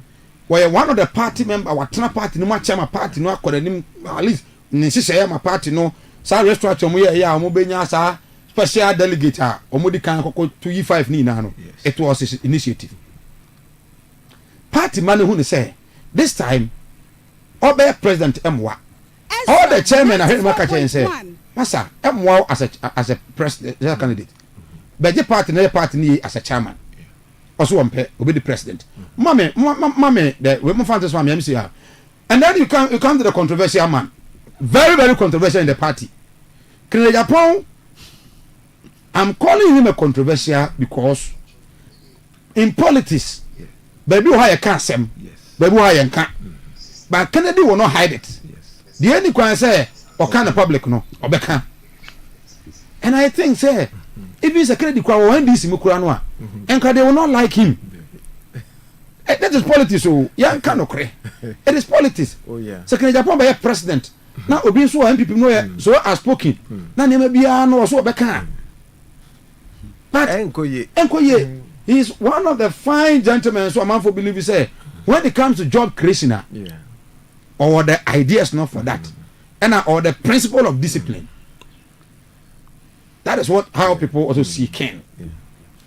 I do chum a problem, kakra. Yes. I do chum. Ne star of politics no any Ghana de Nibia. Do you know say Richumbe education minister? Almost 70% of NPP MPs are no more parliament then from 2020 to 2024 for 2 years. No me do nya fan. Omonyo nya fine. Why? Because Educhum feel say postings at the ama free senior high school from kwala no a. Yemi na obi anya dey enye we entino enye sa wo ya MPP ni ntino wo ya MP na ba me office e onkrofo ni yemfa mo nko St. Louis. He believes in that fairness no. And because of that most of his own colleagues in parliament no mo pen asem. So Educhum dey be kwa onye mayen bajo oda say ye dey be kwa onye mayen ntino Educhum promo kakra na owo no eno no. It is the last part of the NPP 2024 no. And obi emu ma MPP kakra. No, a very straight pa. Oh, ma okwan ma on fa list bia ma no mpusi. O so obi anko. Ti ono na computer no mo e won office. Yes. And ono na ehwe na oye ne admissions no. Protocol na dey na ono na ehwe ye. Ndi o ma o menya bi nkosini obi those things no. But most of them pieces no so pesa dem. And then you come to the former Attorney General, deputy came to Attorney General, Escado Keten MP, former, he's been a railway minister. Abayi ba ya omo frɛ no no ma san ka che ne sɛ wo de ho so nsa brobe wonya hwe Skytrain uni wa ha bia ho Joe Gatti, very fine Joe Gatti, 94.1, a lawyer and a skilled lawyer. But I think Joe Gatti got 3 times still no party man on something I say even though so busa party ni bi say Joe Gatti o de na camp o de na main elections ah o bi say Joe Gatti adenimo let me part ya boama. And then mumfa to me hun kind microphone. We have about Kwabena Japan. Very articulate people. Some microphone me and Sanas na o de faduchum ka ho. Faduchum ka ho. So Joe Gatti Educhum that of Adenimo Kwabena Japan Patrick Yaboama. And let's say Brandon Champon. O do mo contest. It will hardly be difficult for you doctor. NDC ni. So obenya omubi ho asema hedaka. Difficult, but at least what the minimum for Jakomba, you go and bring that PDS issue, kakra. What the Japan bar? Some of you go and bring that issue of this way, anas. I mean, yeah, anas issues kakrebi. I'm the for no, even though say true or not true no. Ghana for edim. Another about me about so there. What the MPP nankasa na do 8 years no so. Enaba. But all these 5 are you know.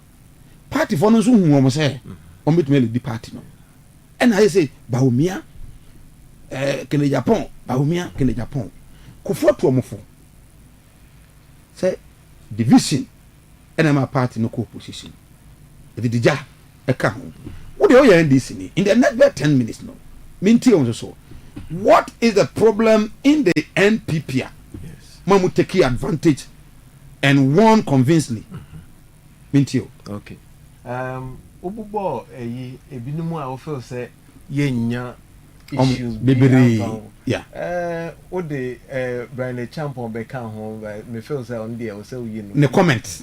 Or you be a ne comment. Or yeah ne comment or yeah the hawkish type no. Okay. Ezra 94.1. Sankrofo no yentam formun lidi say asemba nebia ye pe obi a was so ye diplomatic kakra enye ne type okay obetimi amantokwa sisi ya okay okay nti eno no endi vogano mu bullet ho mu bullet against the champion on that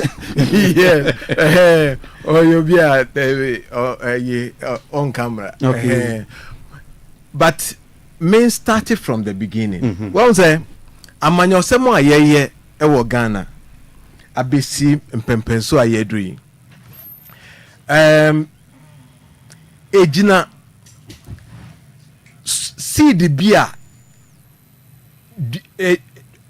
eduaba bia yeduaye at the beginning from enkroma prenso ebesi ne said ye yesi chichire ayi amanyokuo mienu no eno ensunsanso na ne ye experience na debia meka say the MPP is on the wrong side of history. Well, if you say they are bent on their ideological history, well, Tembia no one more feel say me yakuma kasano na oka sikasem ena sikasem betimi di problem aba ena oka said ye kasetutue ne said ye womo nti womo ho ase problem e womo ne say sa party we NPP party no elitist party nimdifo nimdifo sa na womo frɛ womo ho the elite class yes ebusua ye de abusua sam na echichire party no ansa womo kwan ne sa womo friend saying ideological na womo say what's the term sa capitalist property okay owning democracy yes well Ninyina say they built the party on personalities, family lines. Just say umfi a certain family, and I say a certain background. Untimi enrise and be a strong figure. Ewo party no. Eno na ne edi omunya. No ka grassroot ye ka grassroot party NDC okay ye ka typical grassroot party no mama ko adwuma we mra sese right. There is a breaking news coming in from Adanse we understand say Adanse hene has been attacked. Wow, seriously. I think last 2 weeks ye din komo wa ha maburu bi a omo ye we anyame nko anko omo ekwe na bone na it may escape with that attack. We understand say just information about say the chief had been attacked. Let's get to the lines now. Yene ujambu amani komune musa say nana wo hene sisi a ede na esie ujambo timi kan mo acha no pay. So senior. Very well. We understand say Adanse hene has been attacked. Ezra 94.1. Senior Dikata no bear na otwini no sunu ena na ehye pamu se obehwe na omomutu fama gudie omuntu kwambone so na penifo behe na enhye na koso pepepe a company bi omobeye adwuma omaje concession be manya dan se fu bi to attack man na yese omuntu ase asudie mu nkan sama emabru na ntoma so mo kwa attack na no police for ebuomo hwemu so omo hwemo kodi abonofosem na omo atwomtie anadin emra anadre bana machimu na police for dwumadi omutimi ya koye arrest ekwachi nipa no mu ensia omudika che enipa enum emema miensa emamienu omdo koya na enipa ne dia ya tomo ebusiafo no almost any almost over power attacking and fee echo on much as a mini in the first year, almost on the shift, above grasses or honor and say or I dancing in fee.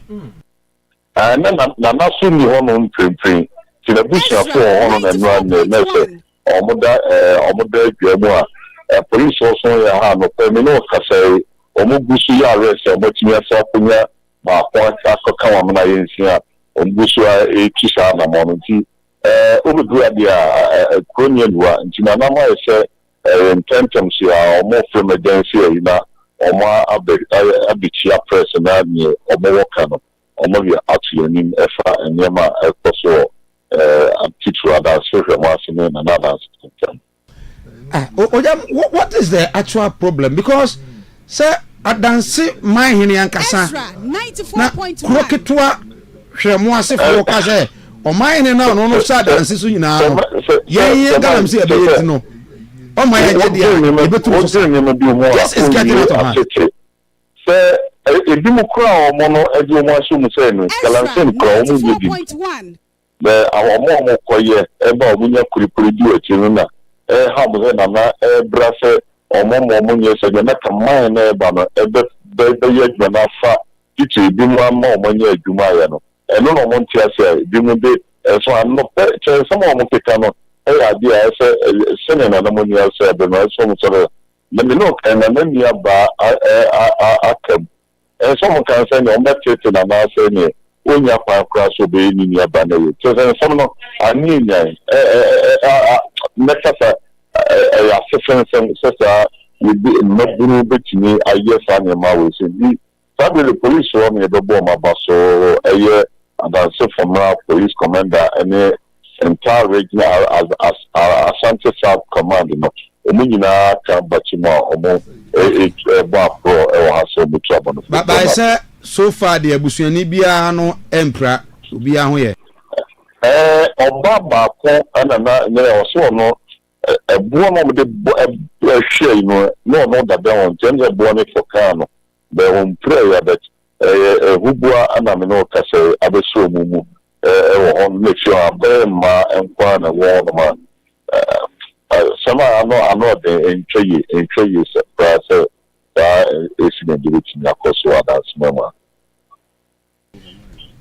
I see. Opeja kwatre bonsra free right? Yes sir. Oja mi say ene onso ankasa kra no wani Ezra 94.1. Yinyao bibia ni abesa Monday bi di nko. Right. Awusia ojambo amaye correspondent awo adanse oboase area videos ya o hwe no di adanse hene na mabunu bi a mo pasa mo ye galamse o so mo kwa mo ye galamse akono so hye kwasi ne fie ne kura anti ne dan nyina na mo de bo ne moba ni nnua se bi kuta anse kan bi kuta tuo asan kan no mo koto na de a nka mukum na no ma se ne fie ne sa na so mbedwa kwa no asan atum yentwa ya ho nyen krato mra on TV yen krato aba but on radio ye toa so na ye be join TV no enche doc yeah yes so toa so mame yes until na me can say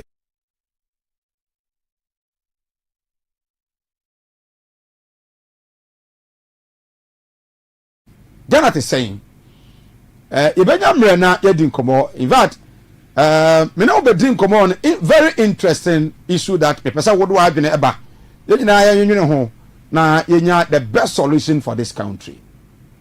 The perfect solution for this country.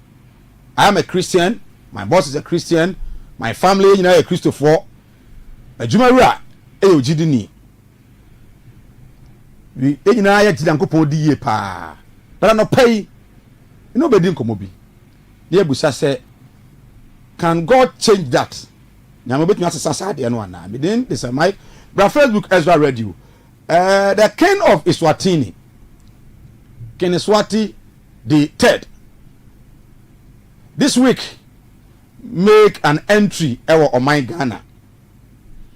Enti we share that video I will share an entry into the King's Palace. The King's Palace. Oh, mention. Now, we share the King Swati the Third taking over from Onone Papa, who married over 200 wives. I stand reading about King Swati. For now, or 16. But Rainy, 28, 29 years. 57 years. When you say, Ebi Abarata Benya 90 no. Na Oduni Papa there, I can't tell.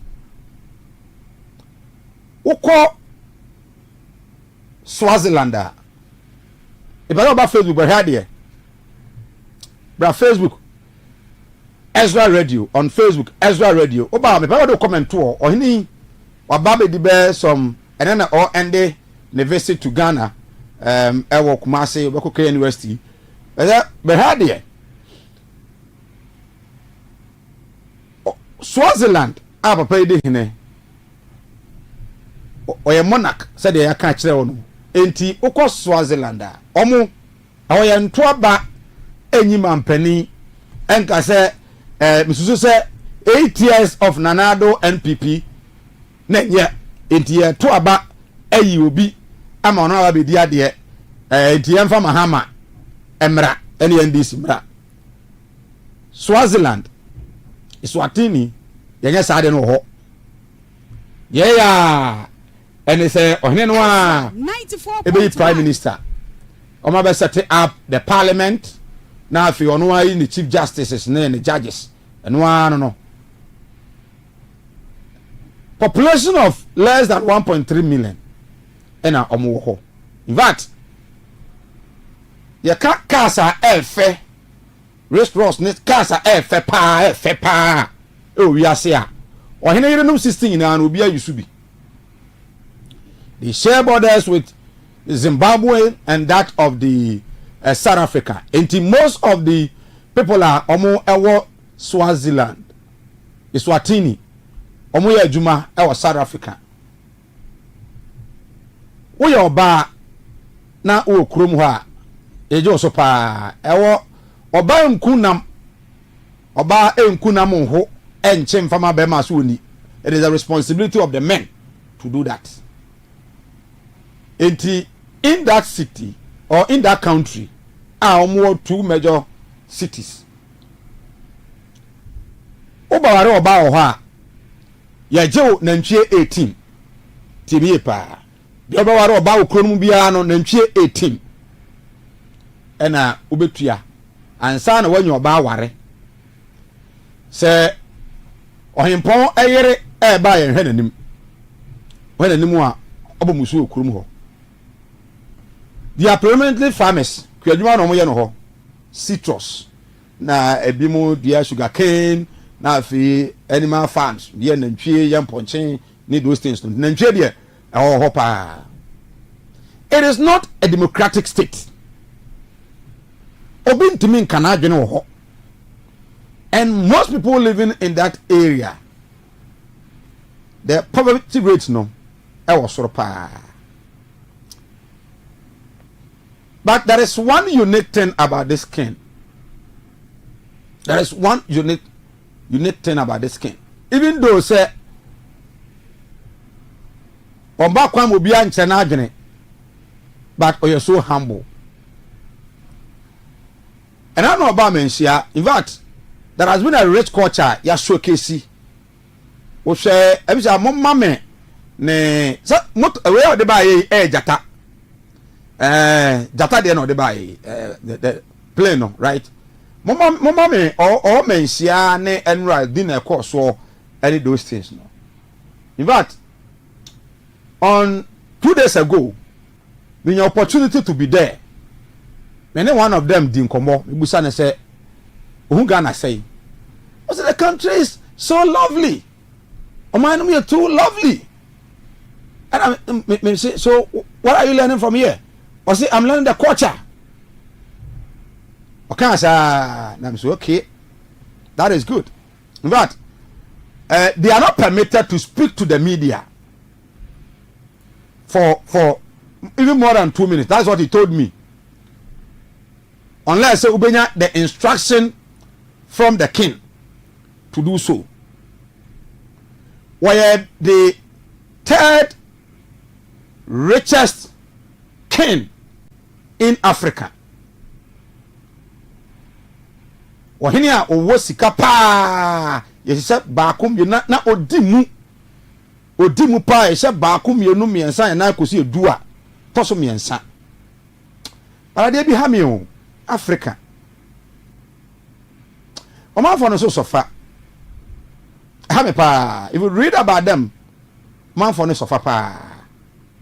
Why is Africa said the biano ebinim kom anim na dodo na wase no de ne ho kire yai. Why? I'm fanisia adope benyamre na ye di nkomo. We'll be looking at the here the Chief Justice Gertrude Tukonu foundation na yemre ombe hia mo ayenro e na make say one more ideology a woman de build a party no wrong well it's foundation na yemre. Okay, so how do you rebuild or strengthen the foundation before you move on?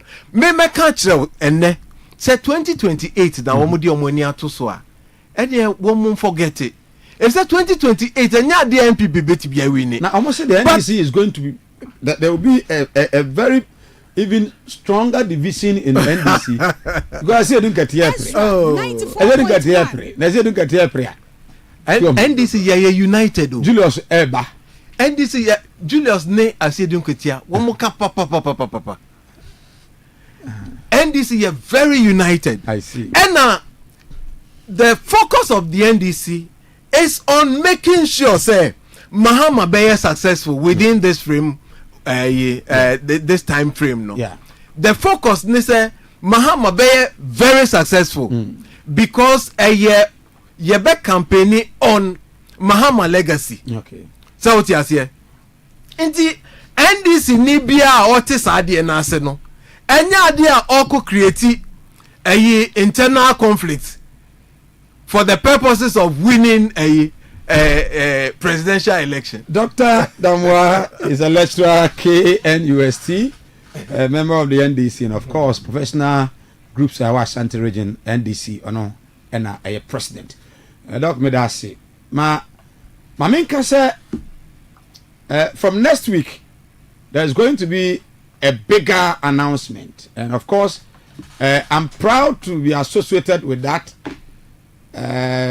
One of our panel member, NPP, a very astute person, why party Jumache, NMD, Bobby, Diemu, will be declaring his intention to contest as a presidential candidate, hopeful for the NPP. 94.1. Next week, Yami Eyadomoa, we are going to have that, and I'm proud.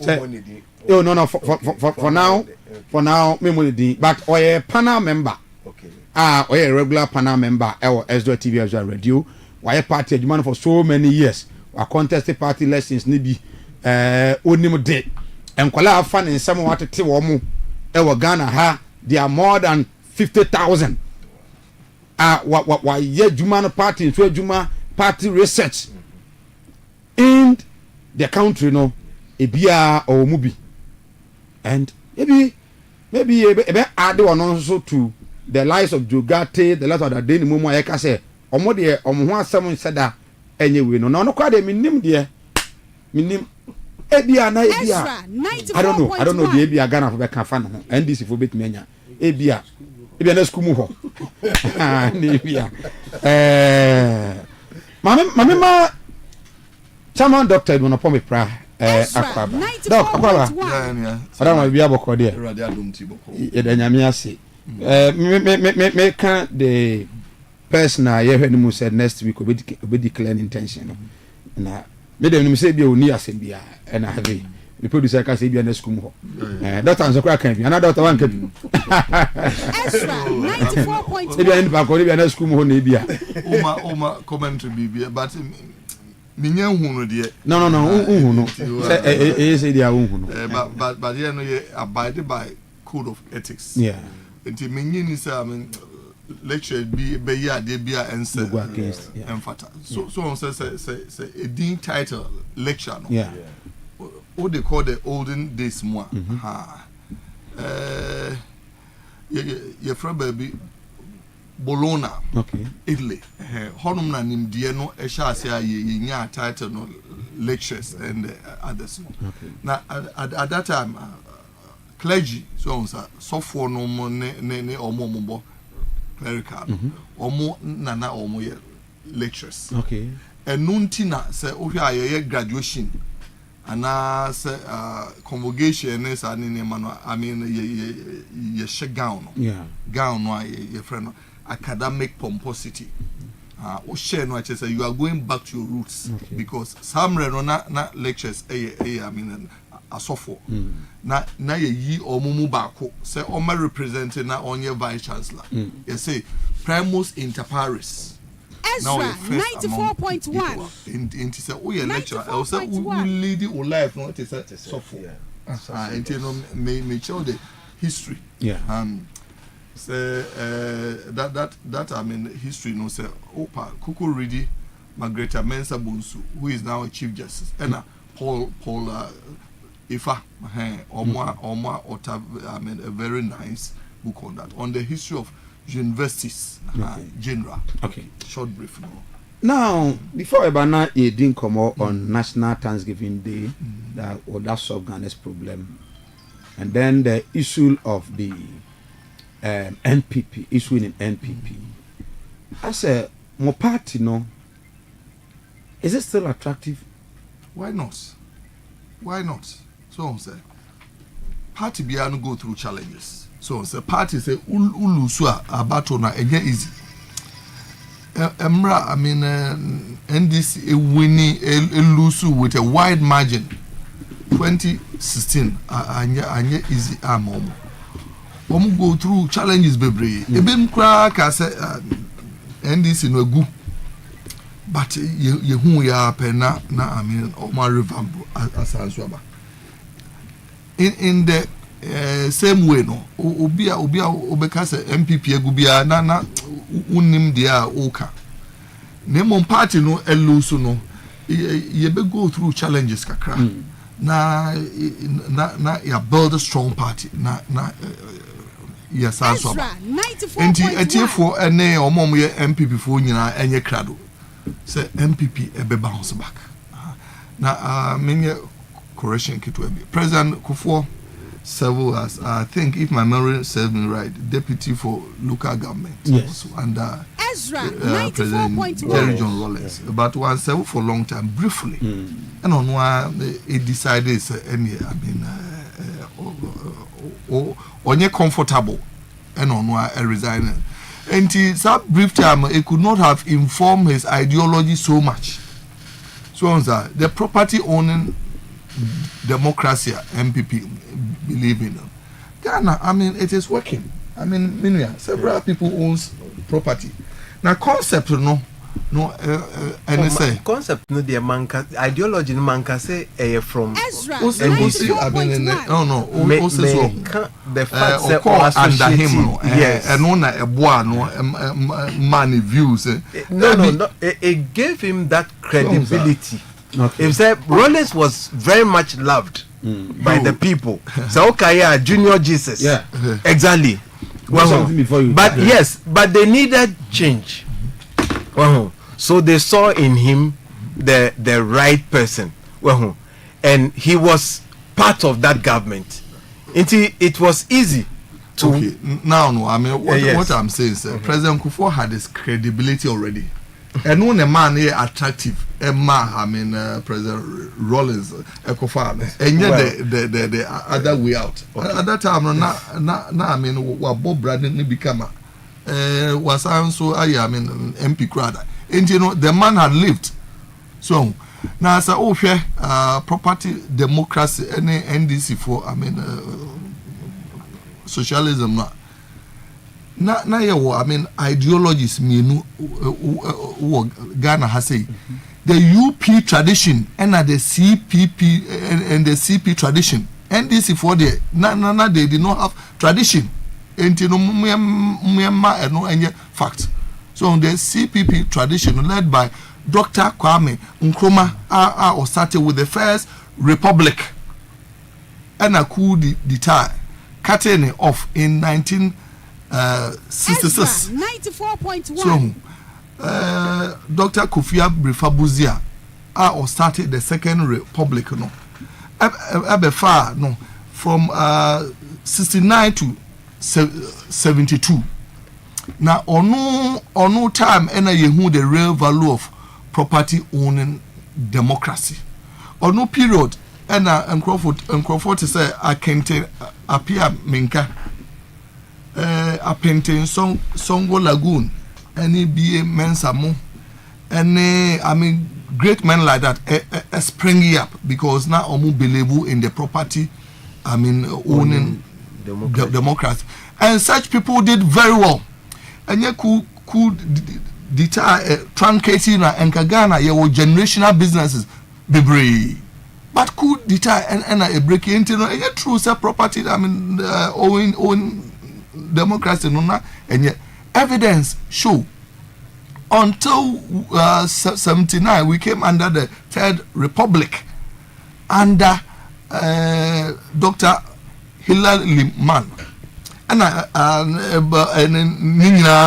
was led by this PNDC and DC no more tanketi Niema Kwacho so much until say Samba the Fourth Republic in 1992 so sir Flight Lieutenant J.J. Rollins began with the center left ideology and now pay socialism and now finding the root from the CPP tradition. 4.1. But until President Kufuor came in 2000 and now introduced the golden age of business and no springy Ghana back. Now property owning democracy, it worked under President Kufuor carefully. You had banks like Barclays Bank experiences growth under Monakatwe. So you people like 94.1. Kesbemo, despite more Ifa of Fidelity, Unity Oil, most of them spring up and answer omunya or mujampo no during that time. Yeah, I tell you that time no make Volta region Ekoda Hotel Cisneros and una no catch them say or anopan or yusu ostrich eggs and if you didn't guess na mebusa say okay as a President Kufuor identified and all this share ni business mu under the golden age of business under the property owning democracy and money business sustaining. So we know what we are talking about. Now the property owning democracy and on a pushy Ghana from 2000 to 2008 growth unprecedented. President Atamos ever building on it and on a Atamos ni growth of almost 13%, also fueled by oil. You find under NDC period. So these are the facts. But people have continued. Wait. The many can say practice socialism. But MPP are introduce more social intervention than them. So Chelsea say implementing social policy. Social policy being partner. You have seen say under them Omudiaba. Health insurance under President Kufuor's time, school feeding under President Kufuor's time, even free education, metro mass, a pro-poor policy, and a socialist or and all kind of you would have expected, say, almost a year that kind of center left, almost be provided, policies are suitable.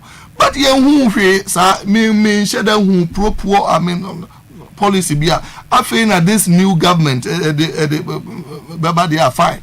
It's all been driven under MPP government, under the so-called property owning democracy. It been a trickle down. They are implementing socialist policies. And let me know the kind of socialist intervention.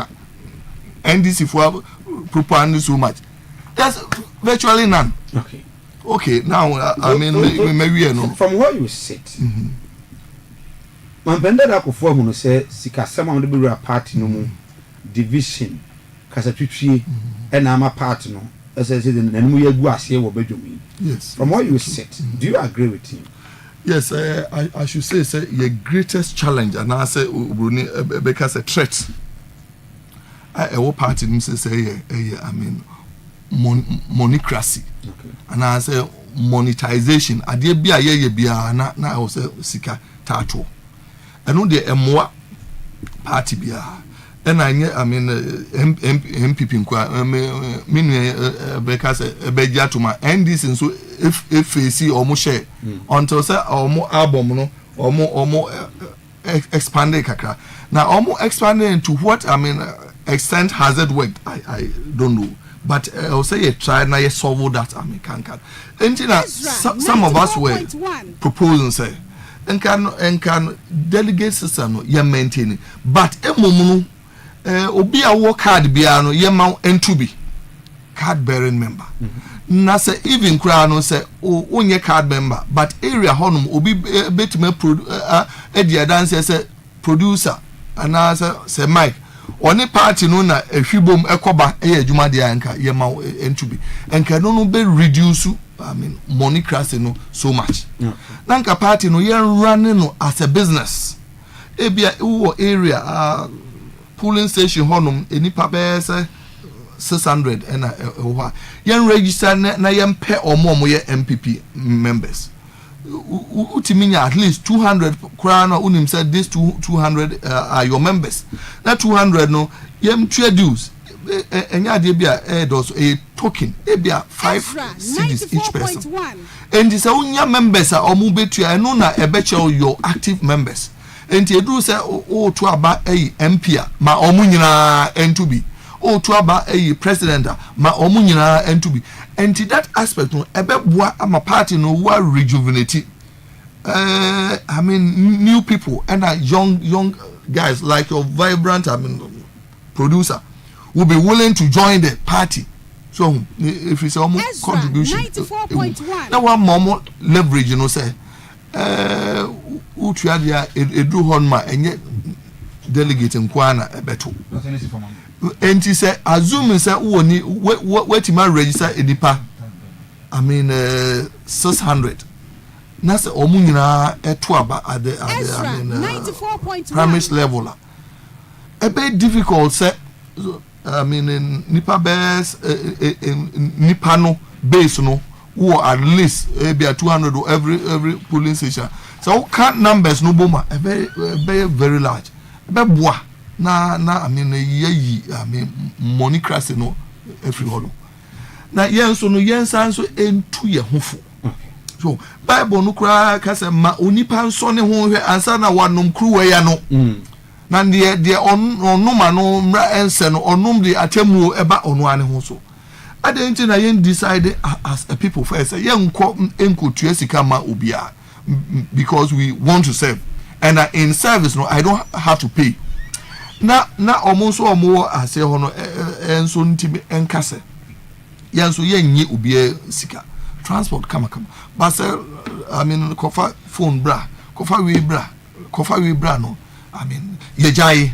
Na no abuama yenya competent people are and yet money any day induce omo I believe say we eka ho enti no yen sha say na yen hihye ye niema yi na yen build a party say the bear 2028 no ye betimin any NDC afesi na ye defeat you ya jiku ano FF omusam. Yes, 27,009 AM and Ezra 94.1 FM and of course Ezra TV. Chairman Dr. Edmond Opon Pepra, a lecturer KSTU patron at the KSTU Tescon and what's it in Kano. Maybe I will be on 0531455105. You can also join us on Facebook Ezra Radio. Now, other issues. Within the week we have the Chief Justice 94.1 speaking. Say, I said, you could be that time pass on resign on behalf. And for me, for a whole Chief Justice to come and tell us this, you be that hour. You go to court, you report to the police. For police to begin investigation. May one of the way and can be believed say some was a court there, and that court of public opinion.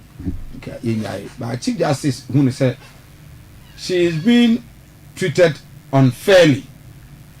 The issues are there bar on the committee probe of a PRC for increments and any other issue in the next best 6 minutes.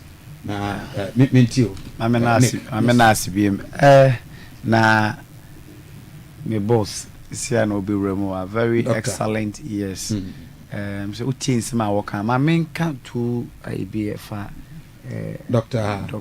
Damwa. Okay. Say Okasano. And Penny say oh na so buy usu nimbatete. As all baboni and I won't nimbatete cry. Say the cousin more can say MPP problem for when they say this. And you know correct. Don't know say see don't ketia no mu bibie ni omu honum. Power ho na aduane wo ho e wo sugu. Wan na be kwa konto kwa. E no bi epibie di. Enti de ho na edi nti de yentwa ne hwe. Say do be duro. Ana no waka bre champon asem. Bre champon we gentleman na olidi party ne yiyi. Onya team ketwa sa. Bre champon more de bo party ne ma wo ye no. Say onu hu no different angle but ye na ye wo party ni na enya kwanya ne na hia de. You say bre champon obo adwuma ebo party ni. Concerning Chief Justice in Sensem. Me pay for why me can be brave. So ba we literacy there. Ti make ketu abi. Man hia na kwa pan ma kunya asem. Kakra me keni. On say ye bo. Dipa na buja na kwoto ano no. Ye bo. Dipa na buja na kwoto no gina mu bi on na ye momo no. Ti udwane akwan.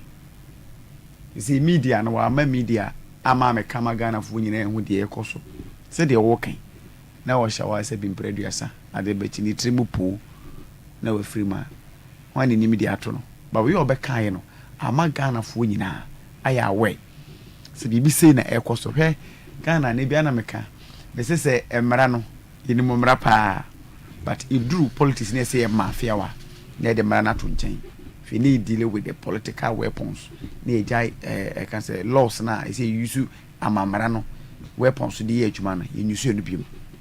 You should say, who share and summer on the abutuja, a many be a TT. I gana for in a tea, a shibia. In a swabay, and also with the Chief Justice, if you number one. You must say, I will ask any and say, I am Raquanso. No quanso no nana. That is my question number one. Number two, Chief Justice, I can ask him, when yet the Pebiaki Kesa, oh, dear, you know.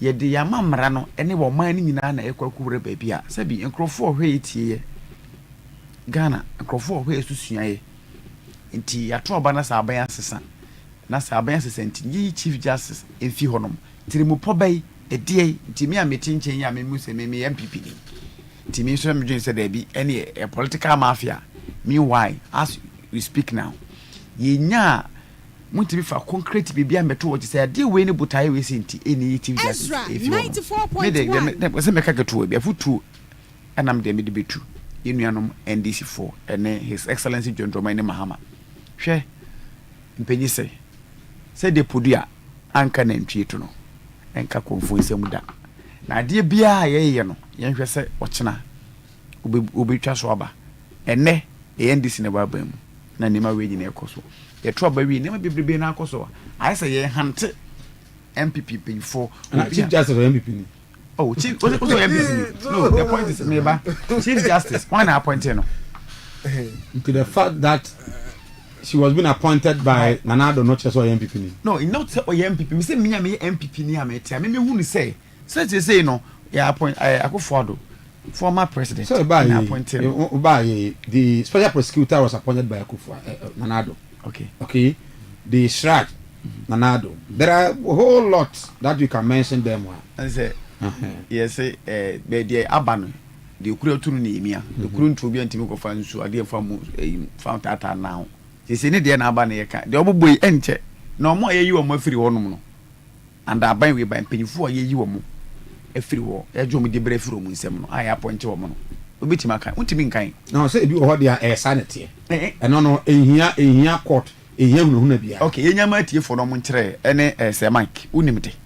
Edi enti ena yi Chief Justice NDC ana aban we say ombotai ni say. Ezra 94.1 wabu mra so de na mra no kora ase. Nimdifo emra mekire ne yihunu. Na timamuni onu tifie ni hunu say okay ade we na Chief Justice ye enti because of that I was say ye ni fi honom. E pa cho what I say. Aside that there and apart from that me no wa wotie no momutie no yentimi nyankire mu bientie yaso ma metim ne tie aboka se wo ye MPP ni no dem Akufo-Addo na appoint no ada yentinse bibre na Akufo-Addo na appoint no wo ye o relate Akufo-Addo na de be ni trimpo e se de kura se Charlotte so Jane men oh I know there many problem sa for Jane o ne mre so ye okọ o ibeba ne mre so obekọ but de ye no me de futu na metu se na me de kai no hwe emre ye ni nkaso na wo be for nsa no ahwe wo de okay all right me da say doc Dr. Damwa minti on the Chief Justice why am I threatening on definitely the threat to resign or to face harm may not come from the NPP because they are defending her say I was what na say what na ho the threat no sebi but Jim for Kwabaka said threat no free fahina who free na why are you threatening the Chief Justice it is not in the interest of any NDC member to threaten the Chief Justice, the suspended Chief Justice. And your interest say you be threaten Chief Justice. Emfaso ye nya mfaso bia emfimo. Nipa no emra kwan so ne de no fa. 94.1 Ena ye nyina yete ha obia ni ho betimi aka se yen yuzu ya mfa mra kwan so amfa nya de eye petition na baaye. Ena constitution no am akire yen kwan a e wo se ye fa so de hwe asem no na se e ba se Chief Justice afum emrana yetimi eyi na fi ho nti a petition na ba ena mampani forward petition no ama akoma committee even Crown Chief Justice can say opese onya copy of petition no so etimi a respond time frame or requested Crown mampani increase here to 10 days Emma onya ample time 94.1 well ede respond here enti me feel say ye fa kwan paso ena mampani so amfomo mra bia ye Ghana constitution no eno na ya fa so pepepe ede edi assembly na de ha me the fact say ode ye assembly aba abontin well if say Ghana mra na ekire say e was in camera well inti press conference ya organize Ezra 94.1 you born maybe she also feels say so we din at the end of the day no e bia na mo twa fufu afa na. Well ye wo bibia ye frɛ no legal temperament and as a legal maturity. Obi justice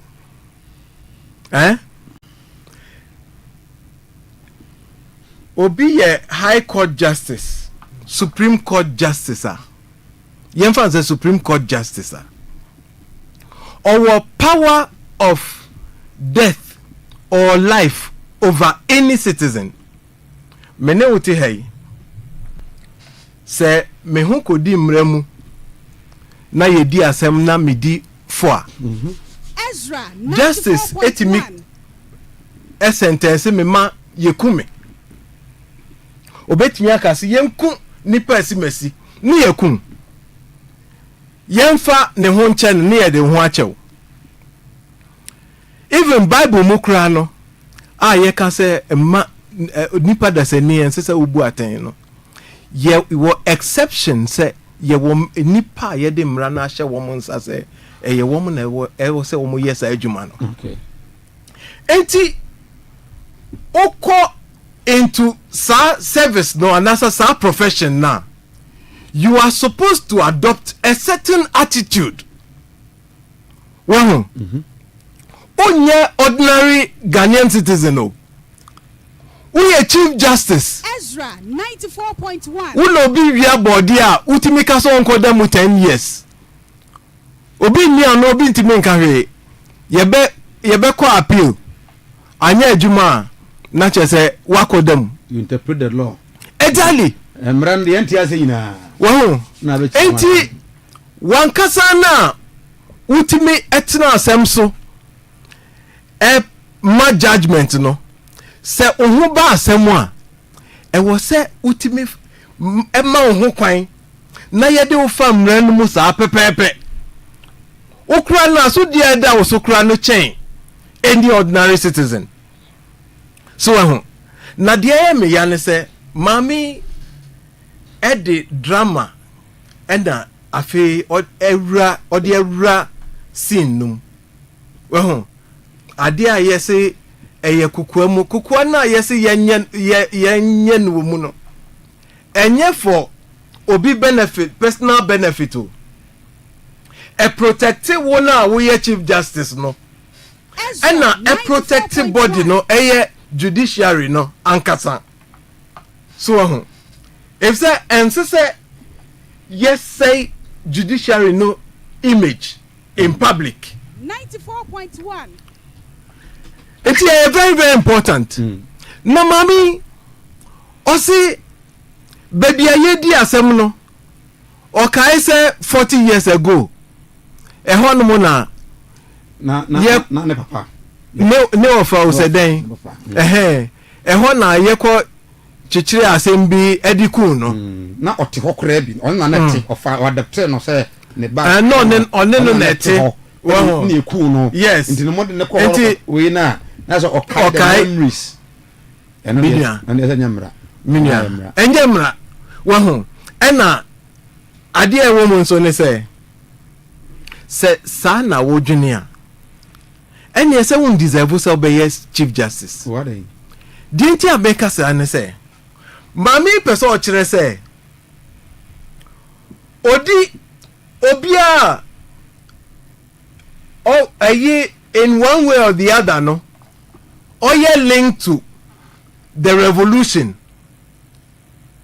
and also oye linked to PNDC and also oye linked to NDC.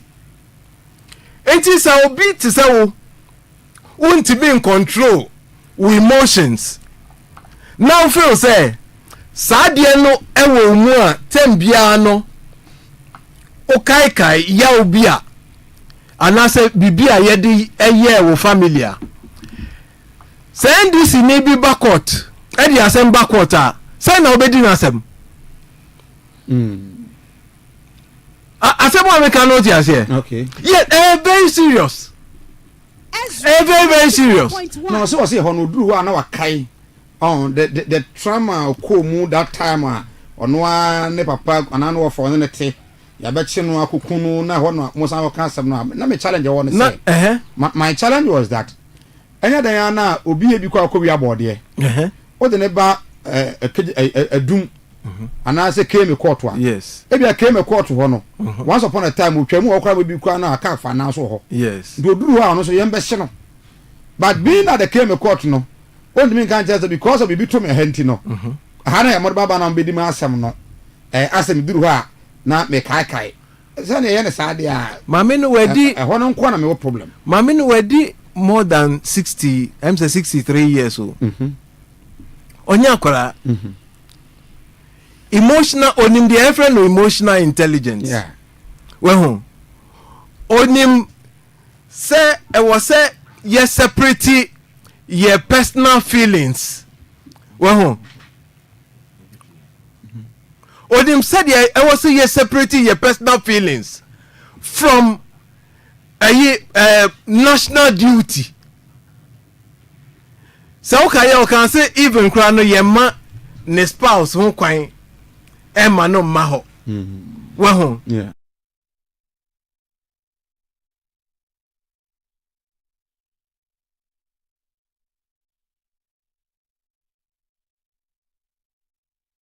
Janet is saying, Ibenya Mrena Yedin Komo. In fact, me now be din komo on very interesting issue that me person would have been eba. Yedina ho na yenya the best solution for this country. The perfect solution for this country. I am a Christian. My boss is a Christian. My family, a Christopher. A Jumara, Ejidini. We, di pa. But I no pay. Nobody didn't come. Nebusa say, can God change that? Now, bet me as a society and one now. Then this is my Facebook Ezra Radio. The king of Eswatini. Keneswati the third this week make an entry on my Ghana enti o share that video I will share an entry into the King's Palace mention na o share the king Swati the third taking over from Onone Papa who married over 200 wives. I stand reading about King Swati for now or 16 but Rainy by 28-29 years into or 57 years when you say ebi abarata obenya 90 no na oduri papa dia I can tell uko Swaziland ibara ba Facebook ba hade bra Facebook Ezra Radio on Facebook Ezra Radio oba me pa do comment to ohini waba be di be some and then all ende ne visit to Ghana ewo Kumasi Obekoko University be hade Swaziland papa ide hine oye monarch said ya ka kire wono enti ukọ Swaziland omo awoye nto aba enyima mpani enka se misusu se 8 years of Nanado NPP na nye enti ye to aba ayi obi ama ono aba bedi ade enti emfa mahama emra ene NDC mra Swaziland Swatini. I mean, there's nothing legally against it. But foundational, I mean, jurisprudence, no, morals and ethics, eka home. Entina adiano ebiana law no enka say e bone. Nemum it must be guided by morals and then ethics. So adie bi si honum some years ago. Na adena who chooses say I mean the honum one or trial. So it means that a person will go through psychological torture. And morally no, wrong. Ethically no, wrong, unfathomable. So unim say bibi esi ase obi a wa go through car accident bi an baby a unya ase udru hon ma oyem kra no teme show enti no adenti na yemma no nko neutral grounds na onya sa freedom no to answer willingly. But a question civilian now. Do you think say court beja to say metiaskwa? Ebi amenya me busu ne bi nya accident. Around baby aspa court no one. So me do obi anama kai. Then I get the case near the Aspa court. Then I tell the court say me mpeho no because me do obi anama kai there. E told me mama and papa. Okay. Can we maintain that at you? Differences in between the two no, and say okay say in the area, but we also in the same building on the area no say Mike different. I mean you ne bi esi e dynamo ama woman no ahwere obi a o tete no enti no de no ko sa dynamo chese o kind of yaw enti anu de anu a raising there every right enu krampo chese omo try no omo air try no omo any good intentions enka o good intentional enka a good say o de no beko neutral grounds at least baby a enka no ya opi na o se o ma honum ne husband ma honum enti no at the same time o put no through psychological distress, moral trauma no. Omo be boa no a safeguard no nyina no. I mean, what's answer you omo nyina afi ho no. So, and then by law, say oba krampo ko awo so. Na say wo be ma no. Wo sa akukudru no aye allow. E ma wo ba home bi. Say the be be man that moral support. And now you so she's on trial, but you're finding no guilty. Debbie. And Obia or guilty, no suddenly will treating a different from Obia or trial. And so hear that moral amana at ease. Amana why not? And can make so if I may I were him. Me Drew I will refuse to talk. Yes. If he say I will say only a chrono in the right frame of mind. Na abuano manas. We mess almost say so say the choir do abono. Say why bibia and no different from social protection no. Husband no air code the akwa no enti honum de message omuma husband no nko na Emma woman no enfili at ease na or answer any question bia no she should answer and say Mike and so no I don't know say Mike and answer what so say ebia say NDC ni bi ade de no kokota okay ni make fa ho say ukokota kwadu ban ne de bow eno na ye hwe yemfa kwadu emo obi se oye NDC ni nti dabi na ebia oni akro na kwa wi abanchi ana se bode enti no bone wadi no se bode a wakwa wi eno so na ye hwe I mean atra no na mum nyese oni akro no party no na ye hwe enti no ni party na ye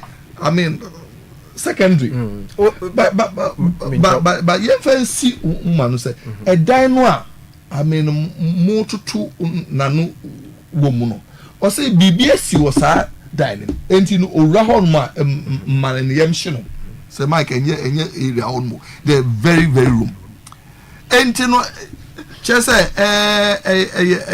buapaye oh say Mike or masheda the obey can say when Timmy and Healy from trauma no well but where Timia be Chief Justice o Obia went to me and he live from revolution trauma no wa be Chief Justice no say wa be Chief Justice with this kind of wound, then nobody me aye etia obi a offer say oye linked to sa revolution no. Okay. Yes. It's you know the about politics more. What say my many the about politics what I'm saying and it's a Krobi or Honoma Ubemia, but it cannot there. Encoda. Trauma be or Honma will be passing through a debia najo. So say we will be a one go through. I mean, sometimes answer now obedebiano a play. And you know, once are there no are affecting the ability to work. Dear, I mean, she's okay. And you know, say in fact, okasa there. And yeah, almost call no to the bar no question almost integrity. Oh, yes, David. And I mean, so many years in I mean,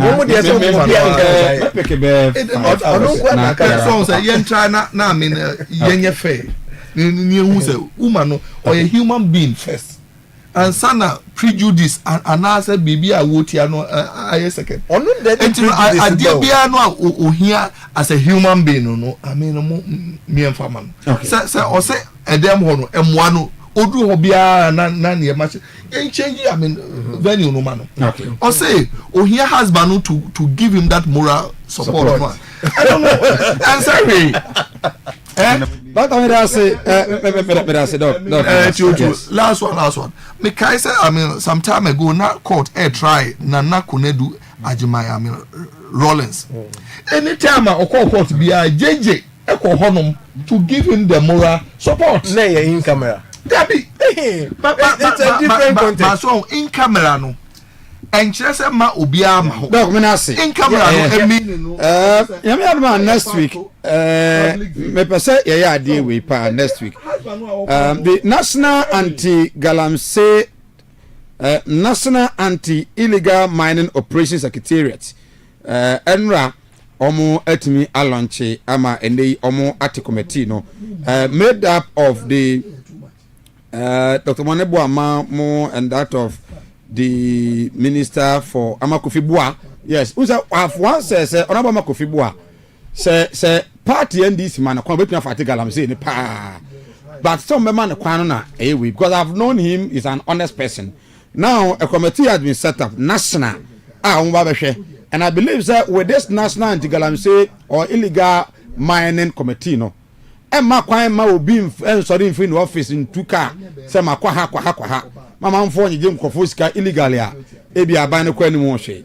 So now this is what they're going to do: coordinating the activities of the state security forces and agencies on the Galamsey, developing field strategies and conducting tactical operations to combat illegal mining, enforcing mining and environmental laws in consultation and coordination with established state institutions and organizations, working with traditional leaders and communities to engender broader and inclusive solutions to Galamsey menace, liaising with National Security Secretariat for synergy of all over in the overall approach in the fight against illegal mining, and then lastly, reporting regularly to the Minister of Lands and Natural Resources. I think, sir, we will find time and get into what they are going to do next week. Nami eya adumwa na yehu said the city. I mean, for 3-4 course na fi yentimi wrap up. Facebook messages: Kojo Asempa Furniture West. Ezra Morning Show is the best in this country from Kojo Asempa. Ambitious Mafo or say Eja Mafo. I'm listening to you live from Ochirikrom. More fire, say Mike. Ken Filippo Quabrim or say there is what Ken is Swatini. Welcome to Ghana. Okay, from Pomanson. Solomon Odro watching live from Accra. Good news to Nicholas.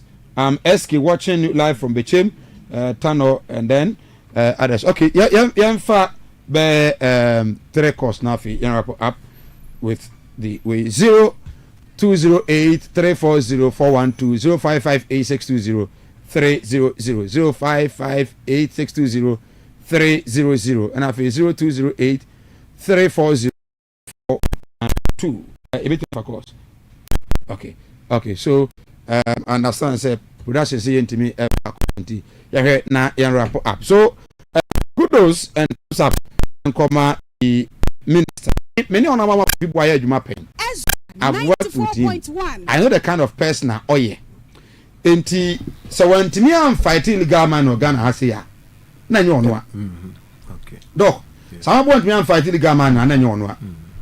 Because the kind of person I'm aboa ye ne there. Yes. I was so to me fighting legal man. Name mom e be na party maybe o maso odin. And I'm one. Minti o ketu e bi na afi. Yeah, the Mecca chat one say MPP for NICJ. Na one more the nabo ball ache. Well, as I say no, I say mami ma politics ewura asemwimu. O ebe tarnish image more. Nti one preserve ne integrity kakra. MPP onyi omo ho emfi sa asemwi na emrano emfa ne kwan so pepepe. Ebetimi aba se odibim anase onye boni bia nti no ye mfanto ha no na ye mama me no chance na onko. Dr. Michael Damwa, a NDC Pro Forum Regional President, lecturer, KNUST Department of Language and Communication Science, and I pay what Tinka. Nicholas. Medas, the American and say, you be true, me say, a opinion on you was a question about. Say ye mani kuno mahono when timi ensi studio anka say yemra na nyemra so busano many times say yemra na nyemra no when timi ensi ni pise nyemra ana yemra say afro wo court ana say totoa no na ukunu ntimi mahono bi nti na say sanity na we ni a committee yenti say we no nye court do we a committee so committee no so be nyamra wo mo di na so busai say committee kura e ma say committee ubusam say when Timia and Pi. Okay. Say a committee no mrebia is sequence say ma o mani kunu anane busu ni binye de enka no fa ne ma honom ti na ye kono kakra meka nyina ne say we MPP ni na wutie mia bibia nsiye say de hu bia bani pemu asa ye predodo no we yuta kwakoma to yem say bibi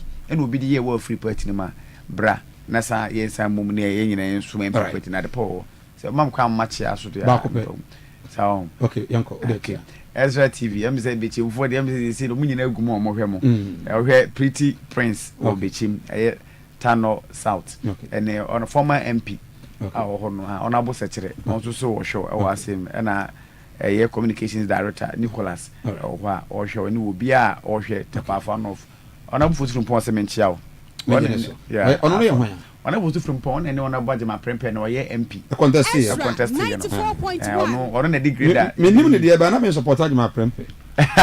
On no degree that be ye akwa won first time. All right, me I say Nicholas Asamoah Nekel a youth activist and a member of the NPP from Ahafo are not tepat to be precise and watenenka what Dr. Nka and then Edmond, Dr. Chairman Edmond Pombipra, a lecturer, KSU, and so Otening. Comedian is a Mike on behalf of the entire team.